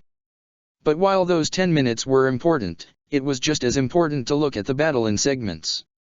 10 minutes could decide the course of a war, but 10 seconds could decide the course of a battle. One small cut to the arm, one arrow to the leg, and suddenly, one soldier who could save the life of another is out of the battle. Those 10 minutes were around as much time as was needed for an entire enemy army to become aware of what was happening and regroup. The amount of ground you could cover in that time can and will determine the outcome of a battle. The Knights of Syros were far from weak, but the enemy was also aware of their attack before it started, and they had both the numbers and home field advantage. Gerald's spear slashed out, the power of the crest of Syros filling his veins as he struck out with a combat art. 3 men fell in one strike, and his horse whinnied as he charged forth to take out more. Before he could reach any of them, however, there was movement behind him. An assassin? Damn, I've pushed too far. Before their blade could strike true, however, a blade flickered forth from behind, a foudroyant strike unlike any other. Thunder Catherine moved like her namesake, cutting down the assassin and several of the enemies he was charging towards. Watch your back. She called out cheerfully, and Gerald rolled his eyes. They might as well be hiding in the walls with how dark it is here. Shamhala was well lit, but only in a certain sense. While most of the base did have light, it was a straining blue light that didn't bounce off of weapons and armor like true sunlight. It made it hard to see and judge his surroundings. Maybe he was just getting old. Shamir crouched down next to a body, rifling through its pockets quickly. This guy's got a door key. Let's keep moving. I'm right on your tail, Shamir. Gosh, it's good to fight with you all again, ho ho. Eloise chuffed, and Geralt rolled his eyes. As a group, they breached through the first door, all of them spilling out through the first set of inner walls. As they descended the stairs, there was a mechanical whirring in the background as two of the central towers began to activate. Viscom. Be on your guard. Catherine warned, her eyebrows set in a harsh line. Geralt glanced around. There's gotta be a shut-off for those things around here, right? Shamir squinted into the darkness, staring intently at something he couldn't see. There's a room to the south. It's the only place I can see that might have a switch. Two of us should go handle it. We'll probably get swarmed from outside if all of us go in at once. And what if there's no switch? Geralt asked bluntly as magic was fired from the Viscom. He barely managed to dodge it, his horse coming out no worse for wear aside from a small scorch mark on its armor. Well, then it's no longer our problem. Now, do you want to handle it, or should we? Shamir asked, inclining her head towards Catherine. Geralt sighed, watching as a group of the slithery bastards rounded the corner. Yeah, I got it. Come on, Eloise, we've got a job to do. On it, Captain. The man grunted in affirmation as he removed his axe from an Agarthan. It wasn't until they were very close that he could even see the door that Shamir mentioned, and this time, it wasn't because of his eyesight. Anyone looking from the top down would probably never notice this with how well it blended into the wall. With Eloise and himself combined, they were able to take out the singular commander guarding the door with ease. Predictably, he held a key. Eloise almost fumbled the key while inserting it into the wall, but they got through without any problems. The issue came immediately after entering the room. There were 3 commanders in there, each one looking relatively formidable in their own right, and it was a tight space. You, lowly beasts. How dare you intrude upon Desh, the female Agarthan began, getting cut short by Geralt rushing forwards. Pure power swirled within his arm as he reared it back, preparing to strike. The Agarthan mage raised her tome, preparing to fire, and 2 war masters rushed towards him. It was all pointless to him.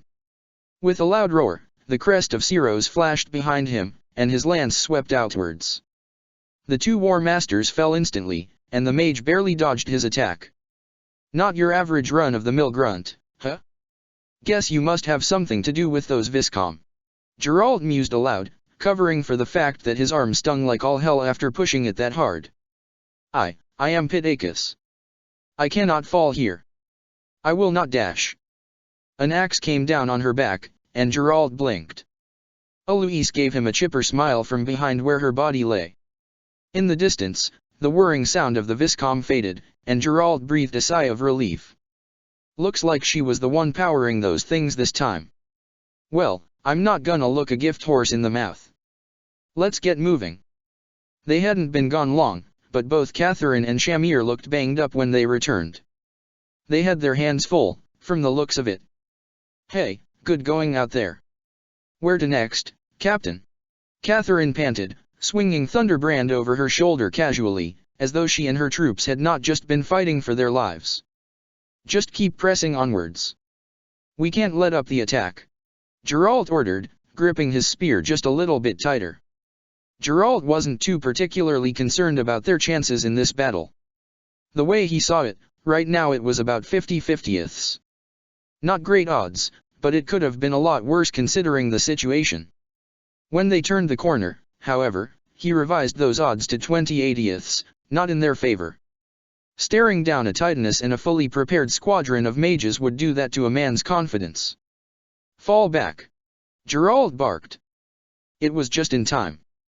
The only people who had turned the corner were himself and Catherine, and the 2 of them were plenty nimble enough to dodge the sudden barrage of attacks thrown their way. The Titaness sword damn near cleaved him in 2, but he managed to just barely eke his way out of death one more time. The Titaness rounded the corner, and behind it came the mages that had fired at them. Rejoining the rest of his unit, he turned to retreat, but before any of them could get anywhere, Agarthan soldiers poured from the stairs they had come from, a formidable group standing between them and any type of defensible position. They were too strong and too many to break through in a single rush, especially with mages at their back. Geralt grit his teeth. They were sitting ducks, surrounded and outnumbered in an empty corridor. A bead of sweat rolled down his face and he clenched his spear tighter, willing his arm to stop shaking. There was a moment of tense silence as both sides evaluated each other, neither willing to make the first move. The Agarthans sure looked cocky, but it seemed like none of them wanted to get their hands dirty even when they had an absolute advantage. Stairs to our back, stairs to our front.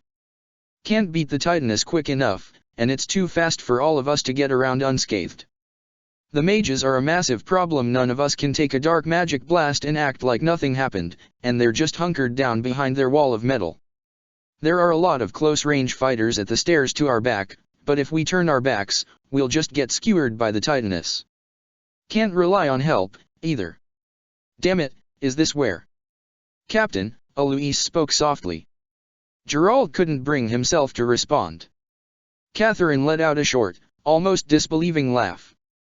Been a while since we've been backed into a corner like this, huh, Shamir? Be quiet. If we want to survive, we have to focus. Shamir responded quietly, a silent anxiety lining her words. The Titaness reared its arm back, its sword raising high, and that was the droplet that broke the tension. Their mages prepared multiple high-level dark magic spells. With a loud cry, the warriors and knights at their backs began to charge. Catherine and Alois met their assault grimly as Geralt focused forwards. Shamir, deal with those mages. Geralt shouted. The icy merc nodded grimly, her fingers moving at an erratically high speed as she pulled her arrows back and fired. It was far from her usual cool demeanor. 1, 2, 3 arrows impacted. It's not enough, she warned even as she continued to fire. The Titaness stepped where she was firing, blocking her shots and protecting the mages, even if only for a moment.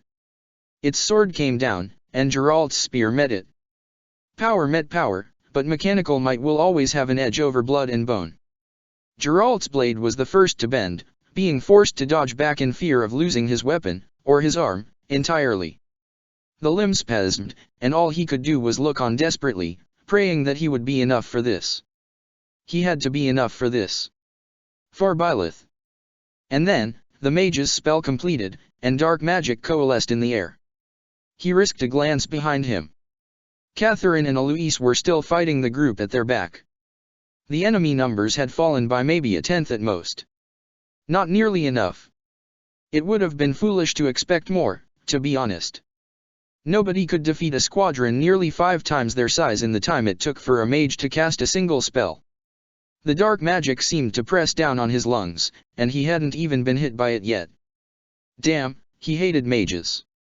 His spear met the Titaness armor, probably for the last time. That one was mostly just to see how much he could do. To his surprise, the metal caved under his spear, and he dealt some damage to the thing. So, he might have been able to win in the end, if he only had a bit more time. The dark magic descended towards them, and Geralt crossed his arms, raising his spear in a vain hope of blocking it. And then, a warm feeling seemed to suffuse itself through his chest, and a glimmering ward formed in front of him. To call it a ward might have been an insult. It was the best damn magic he had ever seen, but the only thing he could have possibly equated it to was that far inferior spell. The dark magic fizzled out against the ward, and like a clear chime, a feminine voice echoed over the battlefield. Don't give up yet. Fight on. The goddess will save you. Ally tactic engaged, words of the divine. Dramatically raise morale for all allied troops, raising their stats. Grant Suthi's shield to all allies, temporarily preventing magic damage. Geralt wasn't a particularly devout person. He didn't really believe in the goddess or anything like that, and he definitely didn't follow the teachings of the church. But, in that moment, he would be remiss to call this anything but a miracle. Whether or not their help actually came from the goddess or just someone who wanted to act like her, it didn't really matter. All of a sudden, the enemy mages were in a frenzy. He'd never seen someone sweat that much before. The Titaness was the only disciplined enemy left. At his back, the knights who were aiding Catherine, alongside Catherine herself, looked more motivated than he had ever seen someone be. The goddess is with us. Fight! Catherine roared, and her men roared back. Still, regardless of how motivated they were, there wasn't much they could do against the disparity in numbers. When one man fell, the holes in that formation couldn't be filled. One stumble would lead to 5 more in the span of a breath. Geralt's spear clanged against the armor of the Titaness, and the mechanically monstrosity roared in response, swiping its sword towards him. He just barely dodged out of the way, rearing back for another attack. When he struck it again, some of the metal crumbled around his power, even though his hand spasmed in time with it. I'm getting too old to be doing stuff like this. If my arm keeps acting up like this, I'll be nothing more than a liability. There was the sound of a teleport behind him, something he had grown a little familiar with while fighting the Agarthans, and he cursed his luck. Another ambush? Preemptively, he swung his spear out. Surprisingly, it didn't connect with the soft, fleshy underbelly of an errant mage, like he suspected, but with the sword of an achingly familiar face. Calm purple eyes met his gaze, and his heart dropped. You come back for more, huh? I'm here to help, Shay told him stoically. Geralt didn't bother responding. This was the woman who took his son from him. Anything she said would just be poison to his mind. The only proof he needed was the sword in her hands, the very same one he gave to Byleth. He reared his spear back to strike, but she had already warped again, this time at the back lines of the Agarthans.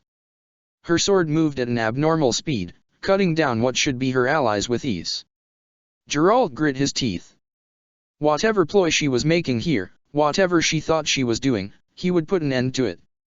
There was a clanking sound from behind, and Geralt whirled back on the Titaness, his spear rising to meet its sword. They clashed, the harsh screech of metal on metal filling the hallway. And then, something flicked through the air. The few remaining mages before him collapsed, their bodies nearly bisected. The Titaness's power faded, the strength behind its limbs suddenly vanishing. Before his very eyes, the entire top half of the mechanical beast fell unceremoniously to the side. The machine shuddered for a long moment before going completely still. The sounds of battle faded from behind him. With the collapse of the Titaness, he had a clear, unobstructed view of the stairs behind it. Standing at the top of the stairs, an unfamiliar sword in his hands, was his son. Calm green eyes met Geralt's disbelieving gaze, and for the first time that he could remember, Byleth smiled. Sorry for being late, Geralt. All of a sudden, the battle around him meant nothing.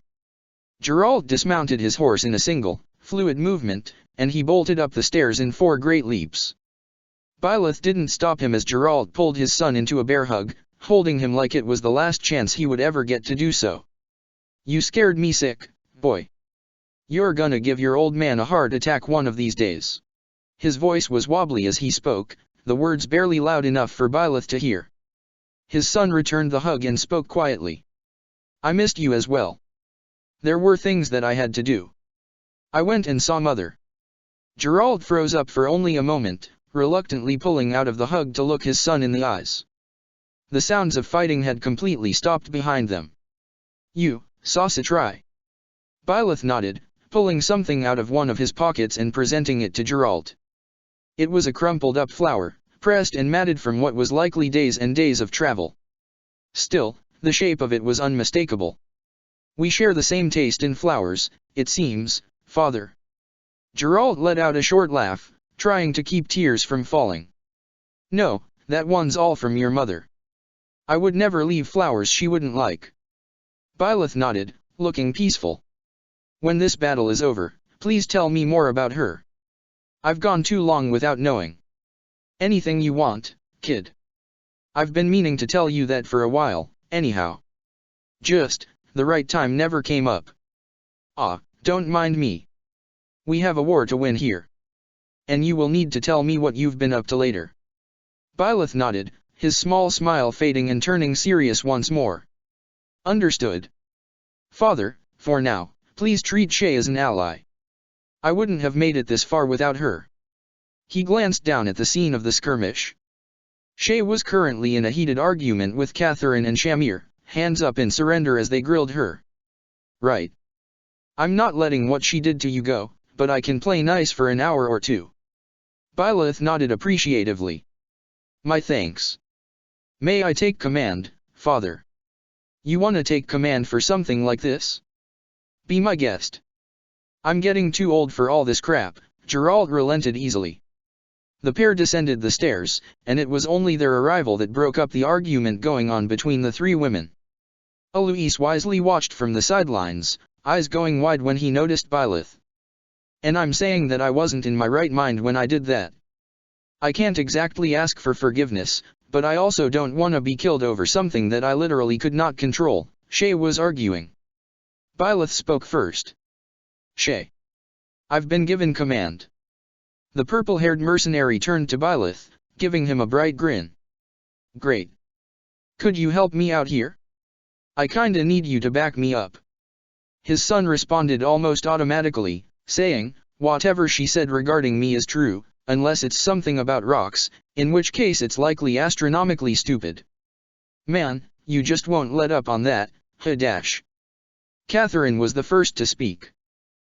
Hold on. Is that what I think it is? The woman was motioning towards Byleth's blade. Geralt hadn't taken much time to look at it earlier, but he could easily see that it was a hero's relic. Where his son got that, he didn't know. Byleth tilted his head, his eyes alighting with a strange energy, and when he opened his mouth to speak, a voice that was certainly not his own came out. You have done well, Cassandra Cairn. Continue to fight with all you have. Your efforts have not gone unnoticed. Catherine's eyes went wide, and her tense body seemed to slack in surprise. That voice, how did you dash? When Byleth spoke again, his voice had returned to normal. The goddess speaks through me. I'll lead us to victory today. Like a storm, their group charged through Shamhala. The walls were achingly familiar to Shay.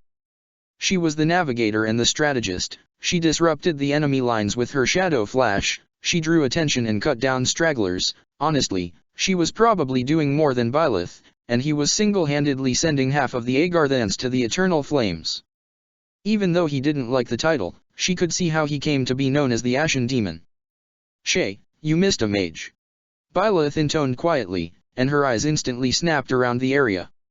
She caught the person he was speaking of nearly instantly, and her shadow flash brought her in front of him in the blink of an eye. With a slash of her sword, the mage was put down, and she grit her teeth. She could hear mechanical crashing coming from afar. It was faint, but she could also hear the sounds of a Titanus being prepared for deployment. She needed to deal with them immediately. Bye, I'm gonna go help the rest. Yell if you need me. Understood. Make sure to hurry. We'll be done here soon. Byleth vanished from where he stood, and a large group of soldiers collapsed instantly, dead in one single motion. The book he gave her was hot against her hip, where she had stored it on her belt. A problem to think about later. I'll need to help Seath and the rest first.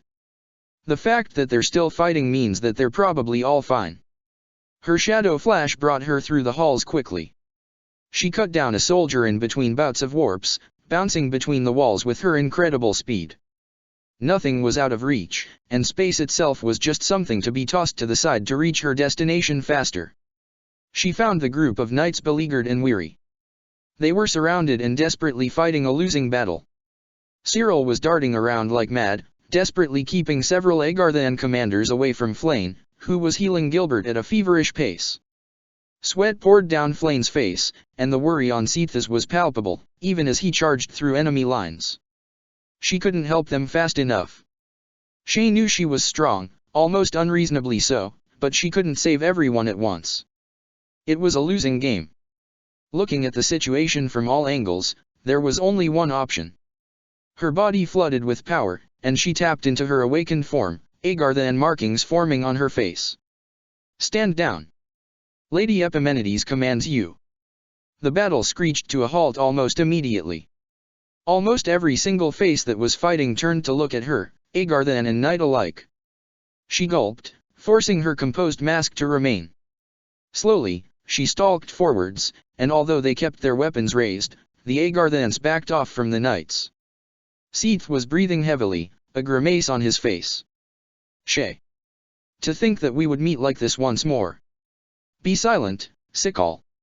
If I wished to hear your venomous words, I would ask you to speak. Shay snapped, feeling only somewhat guilty at his wide eyes. A great knight rode up to her, dismounting. Lady Epimenides. Shall we kill them? She turned to him. You. What's your name? I am Ilan, my law dash. Her sword flashed out and separated his head from his shoulders. The Agarthans shifted uncomfortably, looking far more wary than before. When she spoke, it was with a measured and controlled voice. Thales cannot be allowed to continue as he is. His plans will lead to an end to Agartha as a whole. Even now, he is choosing to sacrifice us in order to reach his goal. I will not tolerate that choice. I declare that from today onward, I, Epimenides, am the rightful leader of Agartha. If anyone chooses to follow Thales, they will die. If you are not content with my decision, then step forwards and die. If you believe that Thales was correct in his decisions, then step forward and die. There was silence. Not a single person moved, although Flame was staring at her with dismayed eyes that brimmed with tears. Shay lowered her swords. Excellent. Leave the knights to me. Spread my word throughout Shamhala. Any remaining Agarthans who wish to align with me must evacuate. Tell Bias to end the deployment of the Titanus under my order, as well. I will need them for my own purposes. Anyone who remains in Shamhala will be slaughtered. Shakily, one of the Agarthans bowed. At your command, Lady Epimenides. She watched with a small amount of satisfaction as the rest followed suit in their bowing.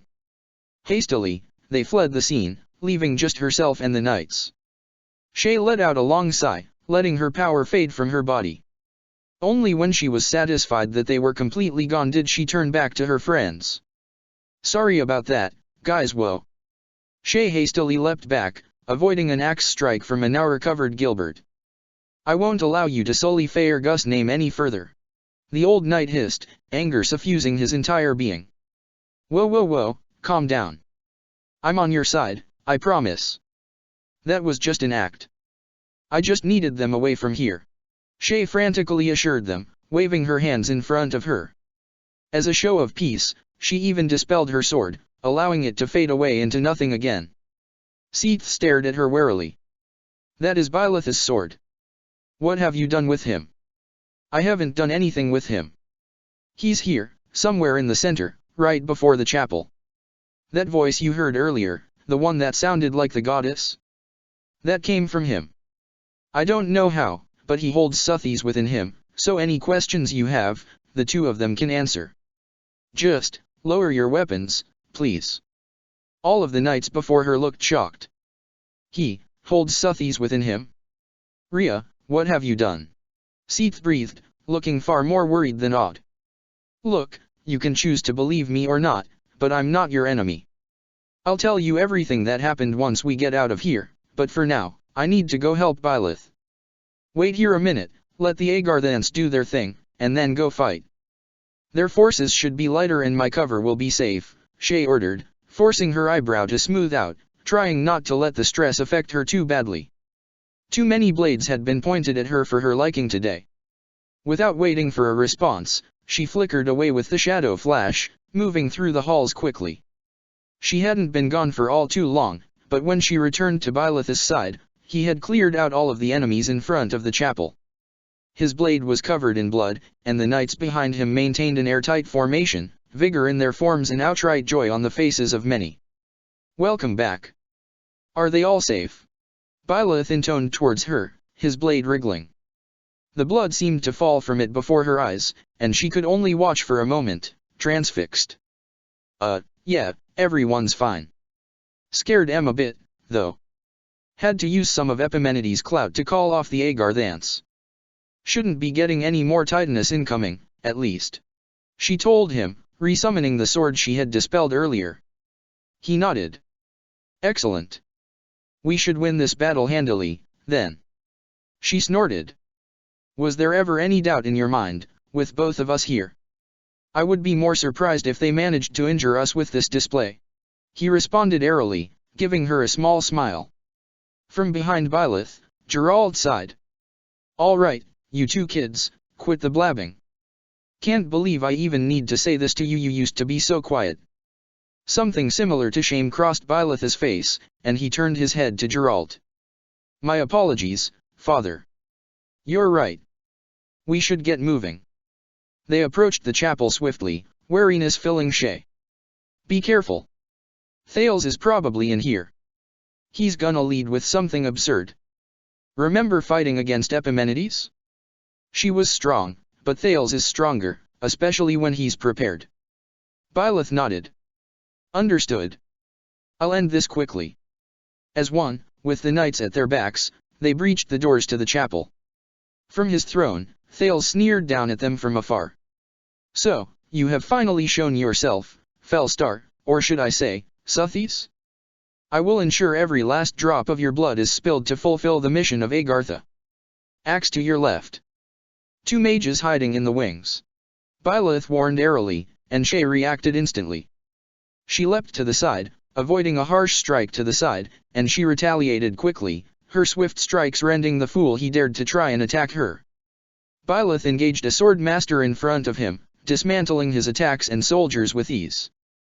Catherine and Shamir followed up on his words, instantly darting through one side of the chapel while Geralt and Eloise took to the other side. The dark mages were swiftly disposed of. And then, Thales began to chant. "Oh, great dark ones, hear my plea. Destroy all foes of earth before me. Grant me strength unbound, with eternity as drachma. Quake S." Shay's eyes went wide. "That spell, what does he think he's doing? Everyone, brace yourselves." And then, a miasmic dark magic washed over all of Shamhala. The ground itself became their enemy. It would be impossible to compare it to anything but an earth-shattering quake. Nothing Shay had ever experienced before had come close. Zara's had occasional quakes, but those only knocked her from her feet at worst. This was an active attempt on everyone's life in the form of a spell. Something wrapped around her waist, and she yelped. It was warm, and dug into her deeply, nearly enough to draw blood. She was yanked from her feet, and suddenly, the spell couldn't touch her. Her eyes followed what had wrapped around her to see the end of it returning to Byleth. He was gritting his teeth in exertion, but the sword of the Creator itself was wrapped around a fair amount of people, herself included, even as the dark magic tore into him. She couldn't even imagine how much strength he was exerting to accomplish that. Finally, the dark magic faded, and Shay was dropped unceremoniously from the sword's grip. Byleth leaned on his sword as it retracted into a blade once more, barely avoiding falling outright with sweat dripping from his brow. She reached his side quickly, supporting his body with one arm. "Hey, you all right? I've overexerted myself. My apologies. Is everyone alive?" Shay glanced around grimly. Several soldiers weren't moving. Their commanders were staggering to their feet, looking worn out. "That spell hit us hard. We've lost some troops." Byleth lowered his eyes and spat out a curse, but didn't make any motions to move. Shay looked up to Thales. He was staring down at them with an arrogant expression. "Your eyes, hair, ears, and blood, we remember it all. We remember how you ruined us. How you stole our light and condemned us to live in eternal darkness. To think that I would see the day where Suthes herself kneels before me. I feel truly blessed. Now, perish, for all of Agartha." Thales raised his hand, and dark magic swirled within him. Another overwhelmingly powerful spell was coming their way. The dark magic amassed in his hands, and the force of the spell was almost palpable. "Death G!"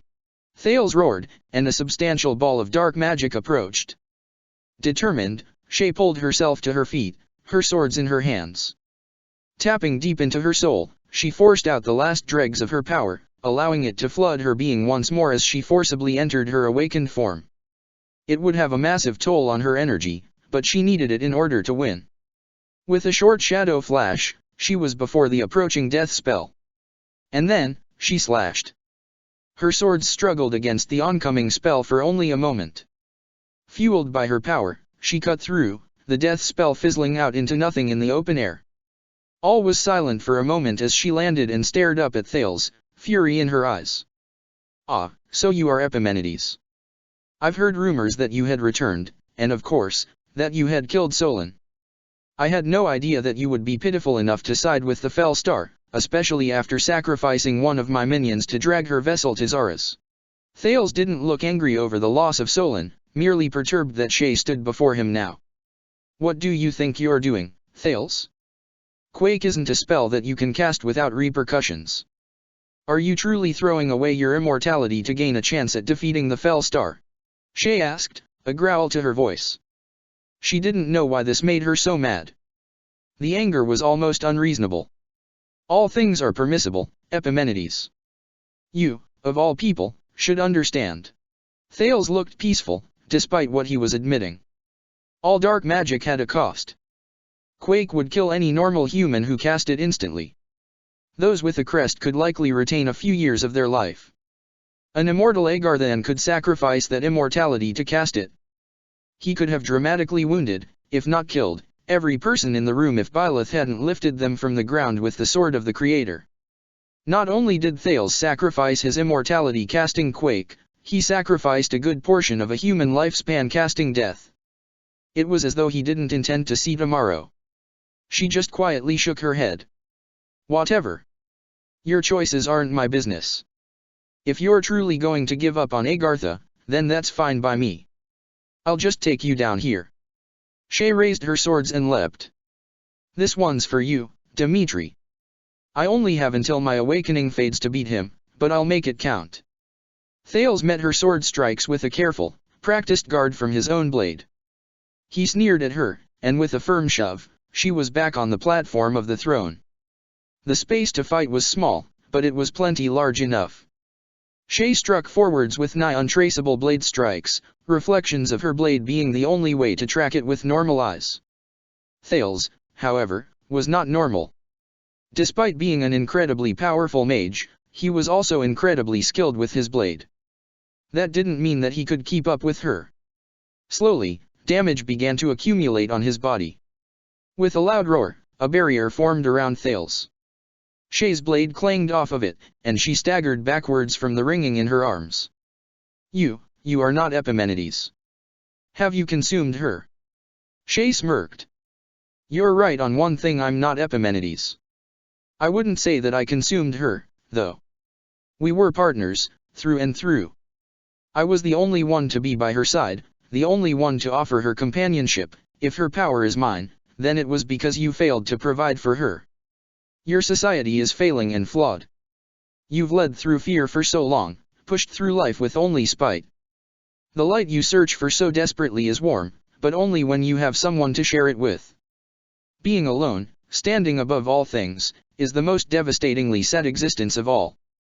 It's only through the connections I've made with others that I've gained the strength to stand here today, not the power I've sacrificed for, but the people I've sacrificed for.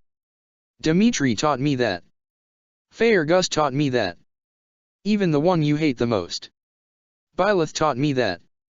And that's why I'll win today, because I know that there are people at my back. Ally tactic engaged, a silver snow falls. Set the Knights of Syros loose on the enemy. From behind, Catherine leapt over her, and with a downward slash, Thales' barrier was rent asunder. He snarled at the intrusion, and Shay capitalized on it instantly.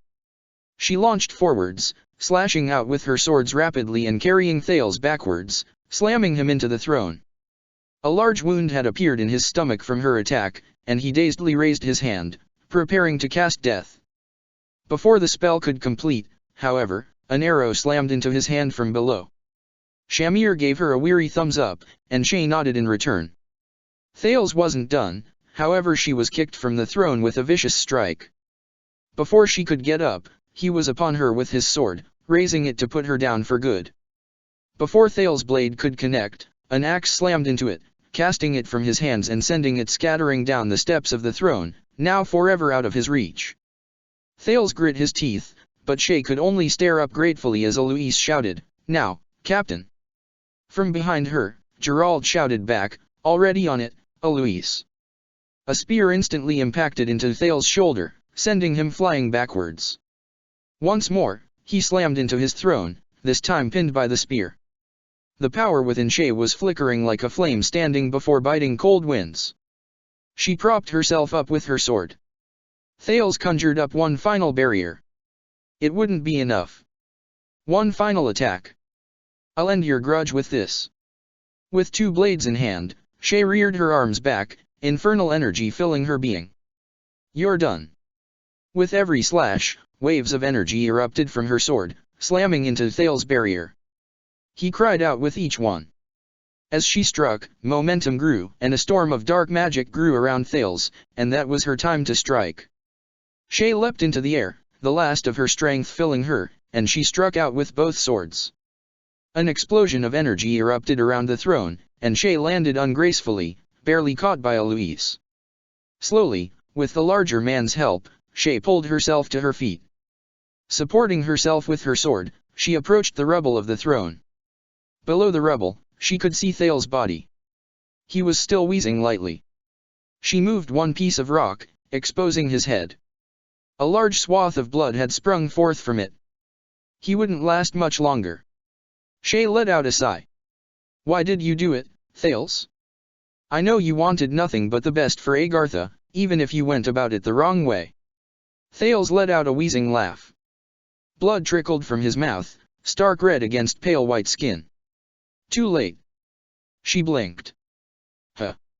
You're too late. I win again, Epimenides. Dread filled her. What the hell are you talking about? Didn't you notice?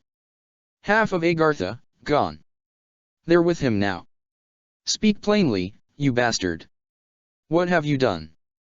Thales spat out blood, chuckling weakly. Nemesis, you remember him, correct? He marches, for Gareg Mach. When they take it and Agartha finds the light, javelins of light will cleanse all of Fodlan. Ice ran down her spine. You're insane. You're going to destroy the entire continent over this war. Thales locked eyes with her.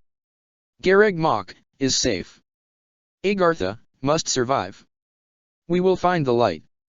Thales, you damn fool. What the hell drove you to this? Thales.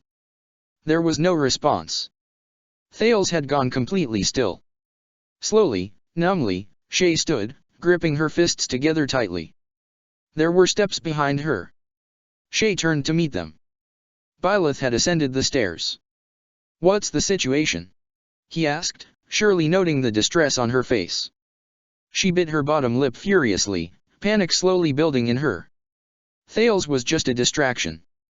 They know that they've lost, so they've gotten desperate. Nemesis and the 10 elites, the Agarthans have found a way to revive them. They're marching on Gareg Mach, and if they take it, then the Agarthans will destroy all of Fodlan. Byleth's eyes went wide. From behind him, Gerald sucked in a deep breath. Are you serious? How the hell are they gonna pull something like that off? Shay rubbed her temple. Do you remember Arianrod, Captain Geralt? That was the work of the Agarthans. A single javelin of light can destroy an impregnable fortress, and they have a massive stockpile of them. But, Gareg Mach has a divine shield around it, created by Suthies. If the Agarthans are in there, they'll be safe, and Gareg Mach has the capacity to be self-sufficient for a large group of people. I hate to say it, but they've played us like a fiddle. Edelgard brought her army to Inver, so she can't get back fast enough to help, and there's no way the forces she left behind can hold off the 10 elites. Catherine clenched her fists tightly, uselessly swiping at the air in her anger. Then what the hell are we supposed to do? We can't just sit here twiddling our thumbs. I don't know. They have too much of a head start. I'm not sure we can make it back in time. Even if we do, we'll be exhausted, and we'll have to beat the 10 elites alone. Rhea, she was probably as strong as Cyros was, and she was a saint equal to both Thales and Nemesis. Now, though, they've probably enhanced Nemesis somehow. It won't be easy at all. All we can do is hope that the forces that Edelgard might have left behind can deter them long enough to make it in time. Byleth stared down at the ground for a moment, pondering. How long do you think we have? Shay sighed. We were on horseback. It took the Knights of Cyros a little over half a moon to get here, right? But it only took us half that amount of time to catch up. If we move as an army, we won't make it in time, and I have no idea how long we have until they get there. And if we don't move as an army? Byleth asked quietly. Shay just shook her head. Out of the question. They've got a whole army with them and half of Agartha. It'd be like doing this entire fight again, but also having to beat a copy of yourself and every single one of the commanders in the army alongside their troops at the same time. There's just no way. Byleth put his hand to his chin. What if we didn't have to fight alone? There's a way to get reinforcements. Shay raised her eyebrow. We're not conscripting the locals. I wouldn't bother suggesting that. All we have to do is fight them near Gareg Mach. That's risky. Even if we do that, there's no guarantee the forces there will even be enough. If we fail, everything could come crumbling down in an instant. That's already a risk. Besides, we don't have any other options. You said it yourself, there's no way to get there fast enough if we move as an army. We'll have to go alone. Byleth argued, and Shay grit her teeth. Geralt piped up in the middle of their conversation. Now hold on here. Why do you two have to go alone? Bring some of us with you. At the very least, we can watch your back. Shay let out a frustrated sigh. That's not possible. What he's suggesting, Byleth, you want to rely on my shadow flash, right? He nodded. We have no way of knowing when they'll arrive. They could be 1 day away or a week away. If we don't hurry, we'll be caught off guard. We need to delay them as much as possible to allow reinforcements to come. As much as she hated it, he was right. The Agarthans might have an idea of how far out the main force was, but from what she knew about their command structure, the only person who may know even half of their plans would be Bias, and even then, the people here were probably left to die. Shay had Kil'jaeden, who looked important but was ultimately likely aligned with Thales. You don't want to look for Rhea. A discomfort look passed his face. I would, but there's no time. We ought to leave sooner rather than later. You're right. Unfortunately, I can only feasibly bring one person with me when I warp. If I bring anyone, it'll be Byleth. She grimly informed them. Frowns and scowls all around. Nobody liked the plan. But, unfortunately, it was the only one they had. Shay uncorked an elixir, downing it quickly. False energy filled her. It would have to be enough. Byleth eyed her carefully. We only have so many of those, he warned her. Well, we're leaving, aren't we? Come on. Let's get going. He stared back at her, his eyes wide. I thought you were against this plan. With a small smile, she reached out a hand. Well, you've convinced me. Let's get going. The rest of the knights should search for Rhea and return to Gareg Mach as fast as possible. We'll need all the help we can get. As much as I would love to stick around and help with the search, we don't really have the time for it.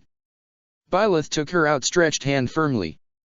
I'm sorry for asking this of you when you didn't want to warp here. Again and again, I keep relying on you. I hope I can rely on you in this upcoming fight as well.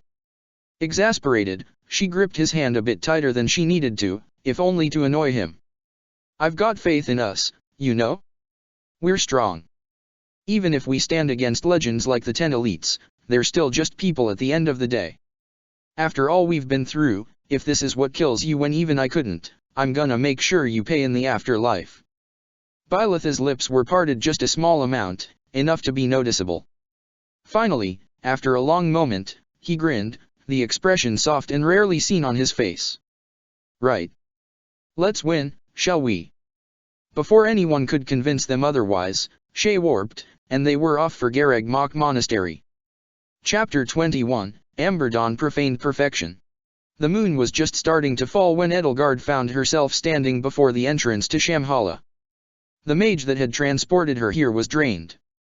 It had taken them quite some time to make it from Enber to this place, and Edelgard was fully refreshed. Shamhala, however, she could tell from a glance that the underground city without light was in poor condition. The mage stared out at the city with concern, before adoration flooded her face.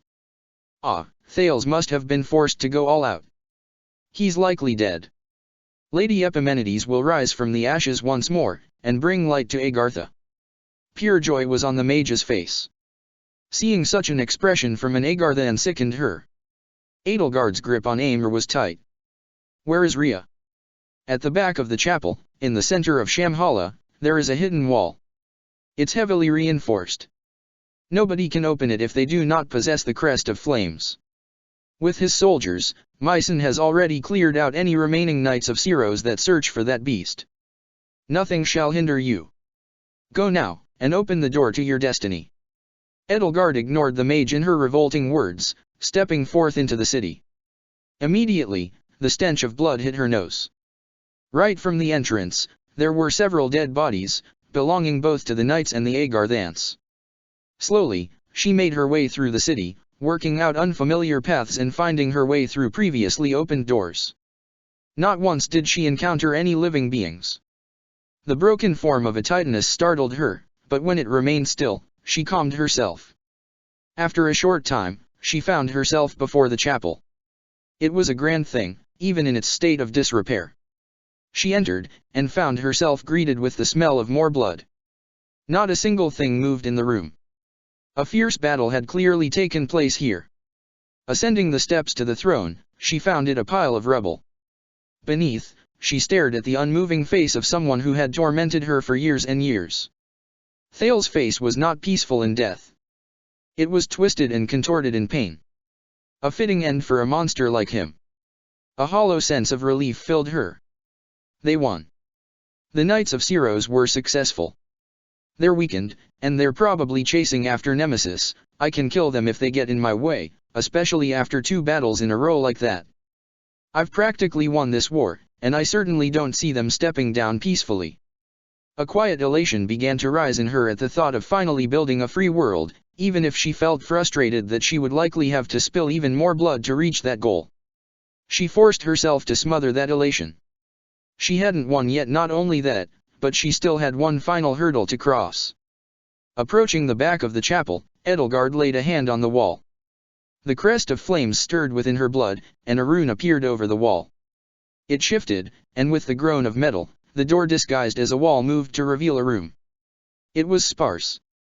A few tables, lined with either torture instruments, personal effects, or food and water, littered the room almost haphazardly. And, chained to the wall, blindfolded and held up by bruised hands wrapped in shackles, was Rhea. Edelgard approached warily. Rhea's head rose somewhat, before dropping and lolling somewhat. A certain thought struck her. At that very moment I can kill her. She could absolutely kill Rhea. The woman couldn't even see Edelgard. The only person who knew she had come here was Ferdinand, and his curiosity could be explained away by saying that Rhea had already been dead when she arrived. For a moment, her fingers twitched and tightened around her axe. Then, slowly, she relaxed. Edelgard walked to the table, grabbing the bowl of water. She approached Rhea, forcefully grabbing her chin, and bringing the bowl up to her lips. The woman struggled for a moment before finally giving in when she realized what was happening. It must have been several days since she had been fed with how easily she relented. There was a long moment of silence between the pair once Rhea finished drinking. Rhea was the first to break it, her voice incredibly hoarse. "What is it you think you will get from me?" Edelgard parted her lips to speak, but found no words forthcoming. Eventually, she just closed her mouth, staring at Rhea's disheveled form. Rhea continued to speak, slowly gaining a spark of life back to her. "My will is not something you can bend. You have taken my blood, chipped at my heart, tortured me, starved me, tried all manner of tricks. What more do you think you can accomplish? I will not speak. You know as well as I that there is nothing you can do to me that will make me betray my comrades."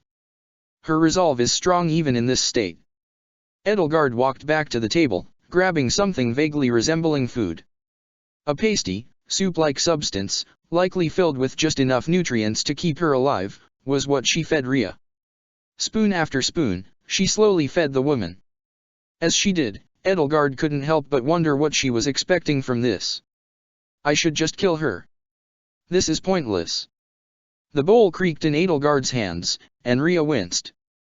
Slowly, her grip slackened. A reflexive reaction to noise wasn't something surprising. Edelgard had the same reaction to hearing strange noises in the dark for years after the Agarthans had first released her. Edelgard knew far too well how the paste tasted. It wasn't something that you could eat without cringing. Back when she was still being experimented on, even if they had left Edelgard without food for a week, her eyes would still water when eating it. The fact that Rhea could eat it without complaint spoke volumes to how she was treated, how long they had truly starved her. When the bowl was empty, Edelgard placed it back on the table. Looking over to the two other tables, she saw what remained of Rhea's ruined armor. Her sword and shield remained. The other table held torture instruments, several of them covered in dry blood and rust. There was a small fragment of glittering rock on the table, and when she held it, she felt her blood resonating with it. Scowling in disgust, she slipped the fragment of the crest stone into her pocket. She would dispose of it properly later.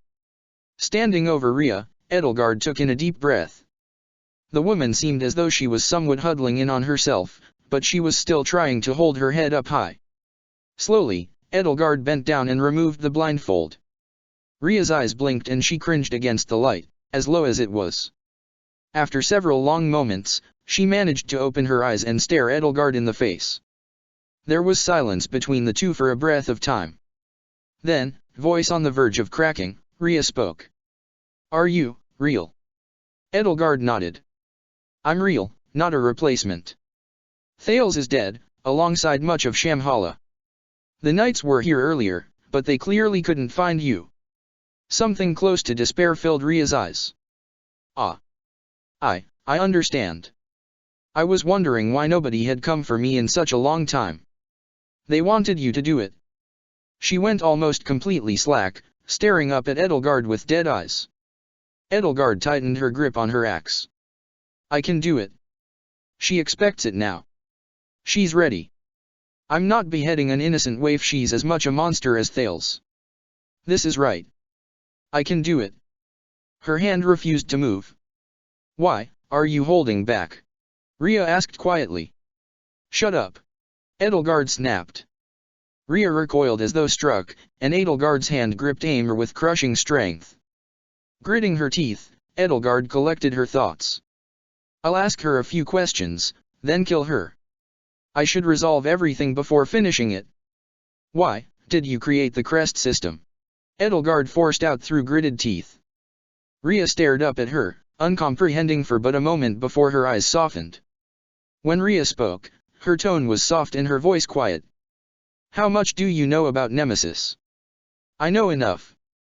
He was a bandit, and you two fought because you both wanted to rule Fodlan. It was a dispute that you won, and you created the crest system afterwards. You did it because you wanted control, right? Tell me I'm wrong. I have the texts.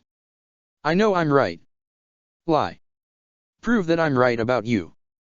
Rhea's eyes softened imperceptibly. "Oh, you poor child, is that what they led you to believe? It's a gross oversimplification at best." Bitter resentment boiled up within her. "I shouldn't have expected anything else." "You are correct, in some ways," Rhea said quietly, staring down at the ground, and Edelgard was halted in her tracks. "Explain," Edelgard gritted out.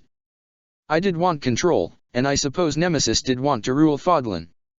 But that's far from the whole story. As you said, Nemesis was a bandit. But he was a bandit of something far more important than riches. He killed Suthes, my mother, for the Agarthans, while she slept after healing the damage they wrought upon the world. They gave him her blood, granting him the crest of flames, and from her heart and bones, they crafted the sword of the Creator." Edelgard's breath caught in her throat. "Your mother. The name Nabatea never came up wherever you got your information from, did it? It was a civilization born from the goddess, from Suthes. With her blood, she birthed a whole race of people. I was the last of hers. She gave me the name Syros, and she gave me all of her love. Nemesis slaughtered us all. Using the blood of my mother, he cut down my brothers and sisters, and using their bodies, he fashioned more weapons. More and more his army grew, and when I found out, I couldn't control my rage. Of course I fought him. I couldn't let him get away with his goals. I fought with all my anger, with every emotion I could muster. Can you understand how all-encompassing that anger would be, to find out that almost every person you have ever loved was killed for greed? Would you be able to let the person who committed that sin run freely?" Edelgard was silent, lost for words. Lost because the words Rhea just said resonated with Edelgard far more than she will likely ever understand, but they were aimed towards Rhea and Thales, not someone like Nemesis. We fought at the Tailtean Plains. I killed him. And then, I found myself in a predicament. I believed the Agarthans to be dead and gone, but their technology could have been discovered again. If someone knew what the hero's relics truly were, it would only take one single greedy human to create another Nemesis from my people. From what remained, at least. I wanted to live in peace. I wanted to protect Seath and Flayn, and Mikul, and Indek. I continued the lie that crests were gifts from the goddess so that the children of those bandits could still live a good life. And so, I continued on, for quite some time. When I saw the opportunity to help others, I did. When people wanted to pledge themselves to me, I gave them my blood and shards of my crest stone freely. When I saw that I could take advantage of the system that Nemesis had created, however, I saw opportunity. I wanted to make sure that our safety was permanent, and so, I passively allowed that system to continue, taking action only where necessary to maintain the peace. I justified it by saying that it ensured our safety, but, I have had much time to think. Whether it was good or bad, whether it was reasonable or not, I don't believe I can say either way. There was an oppressive silence between them. Her ears were ringing, ever so slightly. It was Nemesis who began the crest system. But, the texts. I have texts from Wilhelm that contradict that story. He fought alongside you. Why would he lie? Edelgard fumbled, trying to gain some traction in this conversation. Edelgard, your family didn't have the power to prevent you from being sold off to and experimented on by the Agarthans, did they?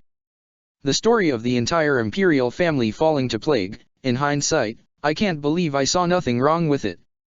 In that time you were taken, do you really believe it impossible that they doctored the information available to you? They are beyond evil, a people that can do no good and cannot be redeemed. They wanted you to be a tool, a weapon for their purposes. Of course they twisted the truth. Do you truly believe the words of those ones to be above reproach? Be quiet. Edelgard roared, her axe lashing out and slashing into the wall next to her. There was no noise aside from the heavy sound of Edelgard's breath. Rhea stared up at her, mint green eyes filled with pity. Roiling rage curled in her gut. She wanted to kill her just for that. It was a long moment before Edelgard spoke again. You held back progress and technology out of fear. You implemented a strangling crest system because you were afraid. Contact with other nations has been cut entirely. Nobody can reach out to each other, and it took a miracle for myself, Claude, and Dimitri to even work alongside each other because of the division you created between us. If even a single thing had gone differently, neither of us would be in this position. For over 1,000 years, you held all of Fodlan in your grasp, and with that power, you choked us instead of uplifting us. You're just as irredeemable as the Agarthans. I should kill you. Rhea sagged in her restraints. You are correct. On all counts. I have done far more than you or anyone else knows. I am likely doused in more sin than most I have condemned. I wanted to create a version of Fodlan that my mother could be proud of, that she could return to safely. In all counts, I have failed. If I gave an apology for every sin I've committed, I would be speaking until my body ran dry. I dedicated myself to bringing back my mother, completely ignorant to the flames I left in my wake. For that, you may do what you must. Rhea closed her eyes and bared her neck. Now's the time. No more stalling. No more questions. No more accusations. She's admitted her guilt. Hand trembling, Edelgard raised her axe. And then, almost unbidden to her, memories that she had almost forgotten came back to her. Sympathize? No, I couldn't possibly ask you to do that. All that I ask is that you attempt to consider the reasoning behind Lady Rhea's actions, and understand that she is just as human as you and I. Don't hate them. For just a single moment, she wavered. Stared down at Rhea, at her vulnerable features. Then, she set her jaw. With her teeth set in a determined line, Edelgard swung her axe. Metal met metal, and the chains attaching Rhea to the walls snapped under Amir's weight. Rhea crumbled to the ground, her arms barely supporting herself. With a lost expression, she raised her eyes back up to Edelgard's. There was a short silence between them before Edelgard spoke, her voice trembling with anger. You know, I could never figure it out. Why did Dimitri trust you so much? King Dimitri? What does he have to do with this? Ria's words were quiet. He knew you were a monster, even before the cathedral. He didn't even care when I told him the truth about you. I spent a few days just thinking about that. It never made sense to me before now. My brother believed that he was a monster as well, but he was the most human person I've ever met. He was painfully aware of his own flaws, and his self-flagellation was unmatched. He was one of the best and strongest kings that Faerghus has ever had. So, why did he choose to die? Was he just suicidal? Was the idea of life just that unappetizing to him? Or, was there another reason? I didn't get it until just now. Edelgard's eyes were half-lidded, nostalgic anger lining her tone as she stared down at the fallen archbishop. Ria's eyes fell when Edelgard revealed that Dimitri was dead. Edelgard didn't care for her grief and continued on anyway. He died because he was a fool. The stupidest man to ever live. He was so painfully empathetic that he couldn't bear to live in a world where his country and family were at odds. Despite everything you've done wrong, you did a lot for him, too. But I was his sister. He couldn't kill me without crumbling, and he couldn't sit by and watch as I killed you and his country fell to pieces. The only safe path forwards would have been his own defeat, but he was too strong, his commanders too competent, his country too fiercely loyal. That's why he chose to die, because there was no scenario where he could get me to even consider this outcome without it. Ria remained motionless. Edelgard lowered her axe. It's been over a month since he died. No. Since he forced me to participate in his death. All that time, I've been asking myself how he could possibly humanize you. How he could know about your sins and still choose to see you as human. It wasn't until I actually looked at you that I even began to understand how it was possible. Everything you've done, every person you've helped and every person you've hurt, he embodied both, in that way. Your lack of care in exterminating the Agarthans led to countless sorrows and tragedies, including the one that took his father and put the whispers of ghosts in his ears. Maybe we could have been happy if not for that. Maybe he would be alive. But despite all of your failures and all of your flaws, you have an altruistic attitude when it comes to helping people. It infuriates me like nothing else. Ria's expression had smoothed over, becoming something that wasn't quite calm but wasn't distressed, either. Edelgard, please speak clearly. What is it you plan to do, then? Edelgard walked to one of the tables, grabbing the sword and shield of Siros, attaching both to her belt and raising an accusatory finger towards Ria. Ria, I take issue with your Church of Siros. I can't accept it. I'm going to cut it, and its dogmatic methods of governing, away. It can't exist in the ideal world that I wish to make. But, there's only so much hate I can harbor for the people within it.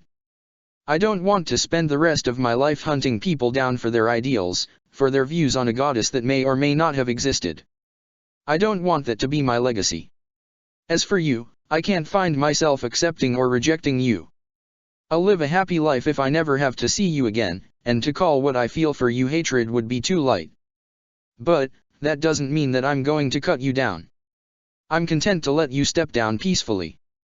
Live knowing that you've sinned, Ria. Atone for it, and someday in the future, you can emerge again and live a peaceful life. You've held back humanity for so long, but in the future, you can help push us forwards from behind. You have to. We won't accept any other outcome. Don't make me regret my decision today, or I'll come and kill you myself. But, for now. Ria stared up at her, a cool exhaustion lining her face that could only be the result of over 1,000 years of life, and Edelgard extended a hand. She spoke to the archbishop quietly, and her voice echoed in the small room. Let's go home. Edelgard stood tall as they exited Shamhala. Ria couldn't walk on her own. She could stand, but she couldn't move with enough vigor to exit the city without light. Edelgard had to support her, and they staggered their way out of Shamhala together. Ria had been distraught when Edelgard told her that Nemesis lived once more. She'd practically vowed to kill him with her own hands. Staring out at the setting moon, Rhea was forced to lower her eyes once more. The blindfold had been in place for quite some time, it seemed. Edelgard, Rhea spoke quietly, staring at the ground. Edelgard regarded her quietly, glancing around. It was quite some distance to the closest settlement, and she didn't exactly have the ability to bring a horse. They would be walking for quite some time. What is it? King Dimitri, he spoke to me quite often. He was spirited, and quite bold. Had I not relied on him so heavily and interacted with him so often, I may have even believed that he stood against the church with how often he spoke against my decisions. Having known him, however, I know that he was simply a kind man that sought the best outcome whenever possible. Why are you telling me this? Rhea turned tired eyes to Edelgard. It seems as though the two of you have shared the best parts of yourselves with each other. I should have listened to him earlier. He suggested I step down. I shall do so. Perhaps not immediately, but it must be done. At the Millennium Festival. When the Millennium Festival at Garreg Mach comes to pass, I will step down and nominate a suitable successor. There is too much that needs to be done, too many changes that need to be made if you're certain of your path. Until then, please grant me the time to ready both myself and the church for my departure, and for the following restructuring of power. I will also endorse you and support you as much as necessary. You've grown much since the last time we've spoken, Edelgard. It felt strange, receiving praise and promised support from someone she had intended to kill less than an hour ago. Even now, she was unsure if this was the best path forward. Would Rhea ruin the future she had worked so hard to build? Would it all crumble? Should she plant her axe in her back? No. She shouldn't sully the path she had chosen. Edelgard would offer her peace. A simple extended hand, just this once. If Rhea slapped it aside, then she would feel plenty justified in killing her. Until then, she would remain steadfast. That's fine. Do what you need to do. Don't forget that I'll come and stop you personally if you step out of line. I would expect nothing less. Rhea sighed out, leaning on her more. Edelgard huffed, pulling Rhea tighter and holding more of her body weight. The woman must have been weaker than she let on. They walked along the path for 5 minutes, Rhea trudging along with her. However, almost out of nowhere, Rhea froze up. Edelgard almost began to haul her along before realizing that she had stopped on purpose. What's wrong? Something's here. Rhea's eyes scanned the trees, glancing around frantically. Edelgard looked forward. And from the trees, Mycen stepped forth. Fury rose in her heart, and anger was in her hands in a fraction of a second. She didn't need Mycen, or any of the Agarthans, anymore. She could happily kill him. Letting go of Rhea's weight, she rushed forwards, her axe raised without waiting for him to speak. But before she could take more than 3 steps, she could hear the sound of leaves crunching from behind her. Rhea let out a choked noise from behind, and Edelgard's swivel head snapped to look at her. A blade protruded from the archbishop's chest, and panic rose within Edelgard. As Rhea collapsed, Kronia smirked at them both from behind her. Her axe rattled in her hands with her rage, and Mycen spoke with a laugh, clapping his hands together. Well done, Lady Edelgard. Truly, I must thank you. You've remained magnificently predictable until the very end. You even spared Lady Rhea, exactly as I anticipated. With this, Lady Epimenides will be free to sweep forth and bring light to Agartha. You have been the perfect tool. I'm no tool of yours. I'll kill you both here. She hissed. Why would we bother trying to kill you? There's no need for us to dirty our hands with that. Lady Epimenides is marching to fight against Nemesis as we speak, likely in order to derail Thal's plans. We must go assist her. Our part in this is done. What are you ? But before she could even finish speaking, Mycen warped away once more. She grit her teeth when she realized that she was alone in the clearing, save for Rhea. For a split second, she was conflicted attempt to chase them down, or help Rhea. That indecision didn't last long. Edelgard crouched next to Rhea, cursing herself for not learning any faith magic. The most she had available to her were a few elixirs. She fished one out of her pockets, popping the cork on it. Drink. You need to survive. Edelgard ordered her harshly. Despite the fact that she was trying to help, however, Rhea pushed weakly against her arm, refusing the elixir and staring at the ground. Run. Edelgard grit her teeth, taken aback. I'm not abandoning you out here. Not after all the work I did to get you free. Rhea clawed at Edelgard's leg, her fingernails scratching against the armor. I said run, you foolish girl. The Archbishop looked back up to Edelgard, holding her stomach closely. It was only when they locked eyes that Edelgard could see the draconic pupils that she held. Green energy began to erupt out of Rhea, and an unimaginable power filled the air. She realized that Rhea had not been speaking emptily when she told her to run. Edelgard jumped backwards, and by the time she landed, Rhea was no longer human. Standing where Rhea had been was a dragon. For the first time that Edelgard was aware of, Rhea had transformed into the Immaculate One, but the murals depicted a far more noble beast than what stood before her. Where the Immaculate One in the murals had been a beast of pure white and perfect poise, this was a creature more comparable to a demonic beast, painful, uncontrolled flames billowing from its mouth with every breath. Its body was white with intertwined dark red sinews, and its wings were tattered. Staring at it, she couldn't help but feel overwhelmed. Now she understood why Mycen had chosen to flee. He intended for Rhea to kill her. Standing before her was a beast of legend, something that no single combatant had ever encountered and lived to tell the tale. The Immaculate One faced Edelgard with an agonized roar, and she stood against an immortal dragon as a lone mortal. The dragon's form was both staggering and daunting, even in its agony. Edelgard knew, logically, that one day she may be forced to face this dragon of legend. Back when she was younger and more naive, she had believed that she could defeat it if only she had her allies by her side, and the aid of the Agarthans would make that victory certain. Now, she was forced to defeat it alone, and under the worst of circumstances. If she let it run rampant, the amount of damage it could cause would be incalculable. They were right on the outskirts of Hyrm. Shamhala was quite a ways behind them, but she had no idea how far they were from civilized society. Help wasn't coming. It was only her and her weapons against the worst-case scenario. The Immaculate One roared, and something within Edelgard's blood stirred. It felt as though the dragon was forcing the blood within her to run rampant.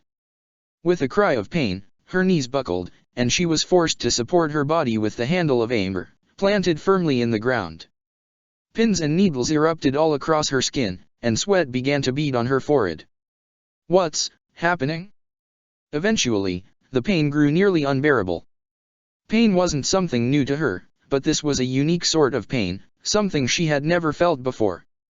It was like her skin was trying to tear itself apart, like everything that made her Edelgard was being sublimated and forced to turn into something that wasn't her, just like what the Agarthans had planned for her. Just like what that false hegemon had been. But, then, something else, deep within her blood, burst forth. The crest of flames burned within her blood, and the pain was washed away in a flood of fire in her veins. Energy filled her entire being, and Edelgard grit her teeth, forcing herself to her feet shakily. Aimer hung limply in her hands, and she hefted her shield, raising it as though it could block even a single strike from her opponent. The Immaculate One stared down at her from above, an expression covering its face that could only be described as pure rage. The Immaculate One must have some form of control over the crest of Syros.